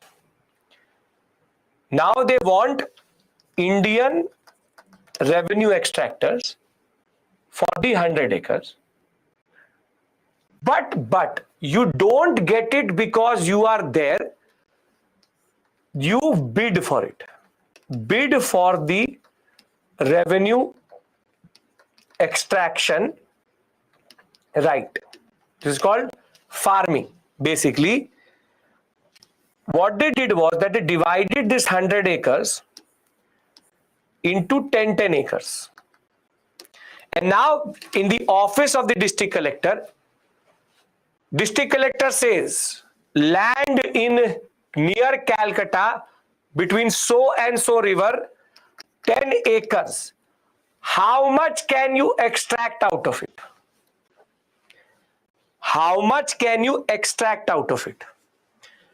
There is A, there's B, there's C and D. A says I can take out 100,000 rupees. B says I can take out 5,000 rupees. C says I can take out 10,000 rupees. D says I can take out 8,000 rupees. Now district collector will say C has said that 10,000 rupees can be extracted out of the 10 acres. Anybody is going to take it. 1, 2, 3, and this land called 10 acres is C's. Goes and extract 10,000 rupees for us. It's not sold. The revenue right is sold. Basically, it is a bidding system. It's a bidding system. No, it is not. Land is not sold. The right to extract revenue is sold. Now tell me one thing. Tell me one thing. What will C get? Now C will go and extract 10,000 rupees. But if he's only extracting 10,000, what does he gain? He will extract 15,000, pay 10,000 to the collector and keep 5,000. Keep 5,000. It's like tender. It's like a tender. It's literally a tender. But basically, tell me one thing. If you bid, do you bid conservatively or you bid very aggressively? You bid aggressively. This land, this 10 acres can actually only give 6,000 rupees. But now C took it for 10,000. So what will he do? If only 6,000 can be taken out and he's bidded 10,000, what will he do? He will exploit the peasantry and over extract. This system is even worse than what Clive was doing. The farming system, the Ijdari system, is a system of bidding for the revenue right or the right to collect taxes. The basic point was that the British would know out of all the bidders that how much money is going to come, and the bidder would have his own incentive to extract more than what he's bid, and therefore it's a win-win situation. Bid means boli lagana, boli lagana. Simple point is, I'll read it out to you and I'll again explain it to you. See, in 1772, Hastings introduced a system called farming system. The European district collector were to be in charge of revenue collection, and the revenue collecting right was to be farmed out to the highest bidder. The farming system ultimately failed to improve this situation of the concept. The burden of revenue fell on the peasantry and over exploitation happened before Cornwallis will come. But the basic point is, again I'm again telling you, how this system works is, farming system works is, that there is, for example, this land, and in this land, every land has been divided into 10 acres. The company wants certainty. So what they do is that they divide this land into 10 acres, and now they will say that we are auctioning the right to collect revenue out of this. I'll give you a modern example and maybe you will understand. I'll tell you a very simple example. There are 5 flats. Which I own. I, Abhishek, own 5 flats. A, B, C, D, E, and F. Now I am too tired to go and collect the rent from A, B, C, D, E, F. So what I do is that I post an advertisement. The advertisement says that there are 5 flats there, and I want people who can collect rent from these A, B, C, D, E, F. A, B, if there are 6, okay, 5. Now 5, very good. Now basic point is A, B, C, D, E, 5 flats are there, and I say I want to auction the right to collect revenue or rent. I will not say rent, but revenue, rent. So now what happens is X, Y, Z both come. These 3 people come and they say that X says that I can take out 500 rupees out of each one of them. Y says I can take out, by hook and crook, take out 1,000 rupees out of all of them. And Z says that I can take out 800 rupees out of all of them. I will naturally give it to Y. Y will go and collect A, B, C, D, and E 1,000 rupees, which is 5,000 rupees. I will get that 5,000 rupees, but Y is not doing it for free. He will extract 1,200 out of each one of them and gain something. But basically, these A, B, C, D, and E renters could not even afford 400 rupees, but they took a debt and gave it. So what farming system is this process of transferring the right to collect revenue. Is this making sense? It's the concept of bidding. It's the concept of bidding for land. Now, does it make sense? Basically, does Y own the land? You tell me. Does Y own those 5 flats? No. Same way, the bidder does not own the land. He only owns the right to collect tax. The state, the East India Company, is the ultimate landlord. I have auctioned off my right to. I'm too elite to go and take the revenue out of the peasants. So I auction it to anybody who is ready to collect it at the highest rate possible. And the basic point is all of this will lead to over-exploitation. The person who owns the land, Sarthak, is ultimately the East India Company, because they are the real zamindar of this area. Does this make sense? Come on. Then we practice one question we have to do. Does this make sense? Please. It does. So tomorrow when we come back, this system will overexploit, but it will not create certainty. And we'll discuss permanent, Rayatwari, Mahalwari, commercialization and deindustrialization tomorrow. Right? So I'm trying to make it as graphic as possible, but in the examination, you write just this one line. That is it, which is district collector collects revenue to the highest bidder who is collecting right. Right? Before you leave, let's check if you remember the trick. Firstly, please tell me, is this making sense? This is all technical. I told you. Now it's not ratification. It is understanding based. So now we are on this separate spectrum. If you understand the system, you understand everything. Okay, great. 100% perfect. Thank you so much for that. Now, let's do a small exercise. And let's see if you remember what we did in the beginning of the class. I taught you a trick today with regards to how to remember wars. Let's do that, and then you can leave the session itself. So we have Battle of Buxar, Third Carnatic War, First Maratha War, First Mysore War, and Second Mysore War. Come on. You already have figured it out. Very good.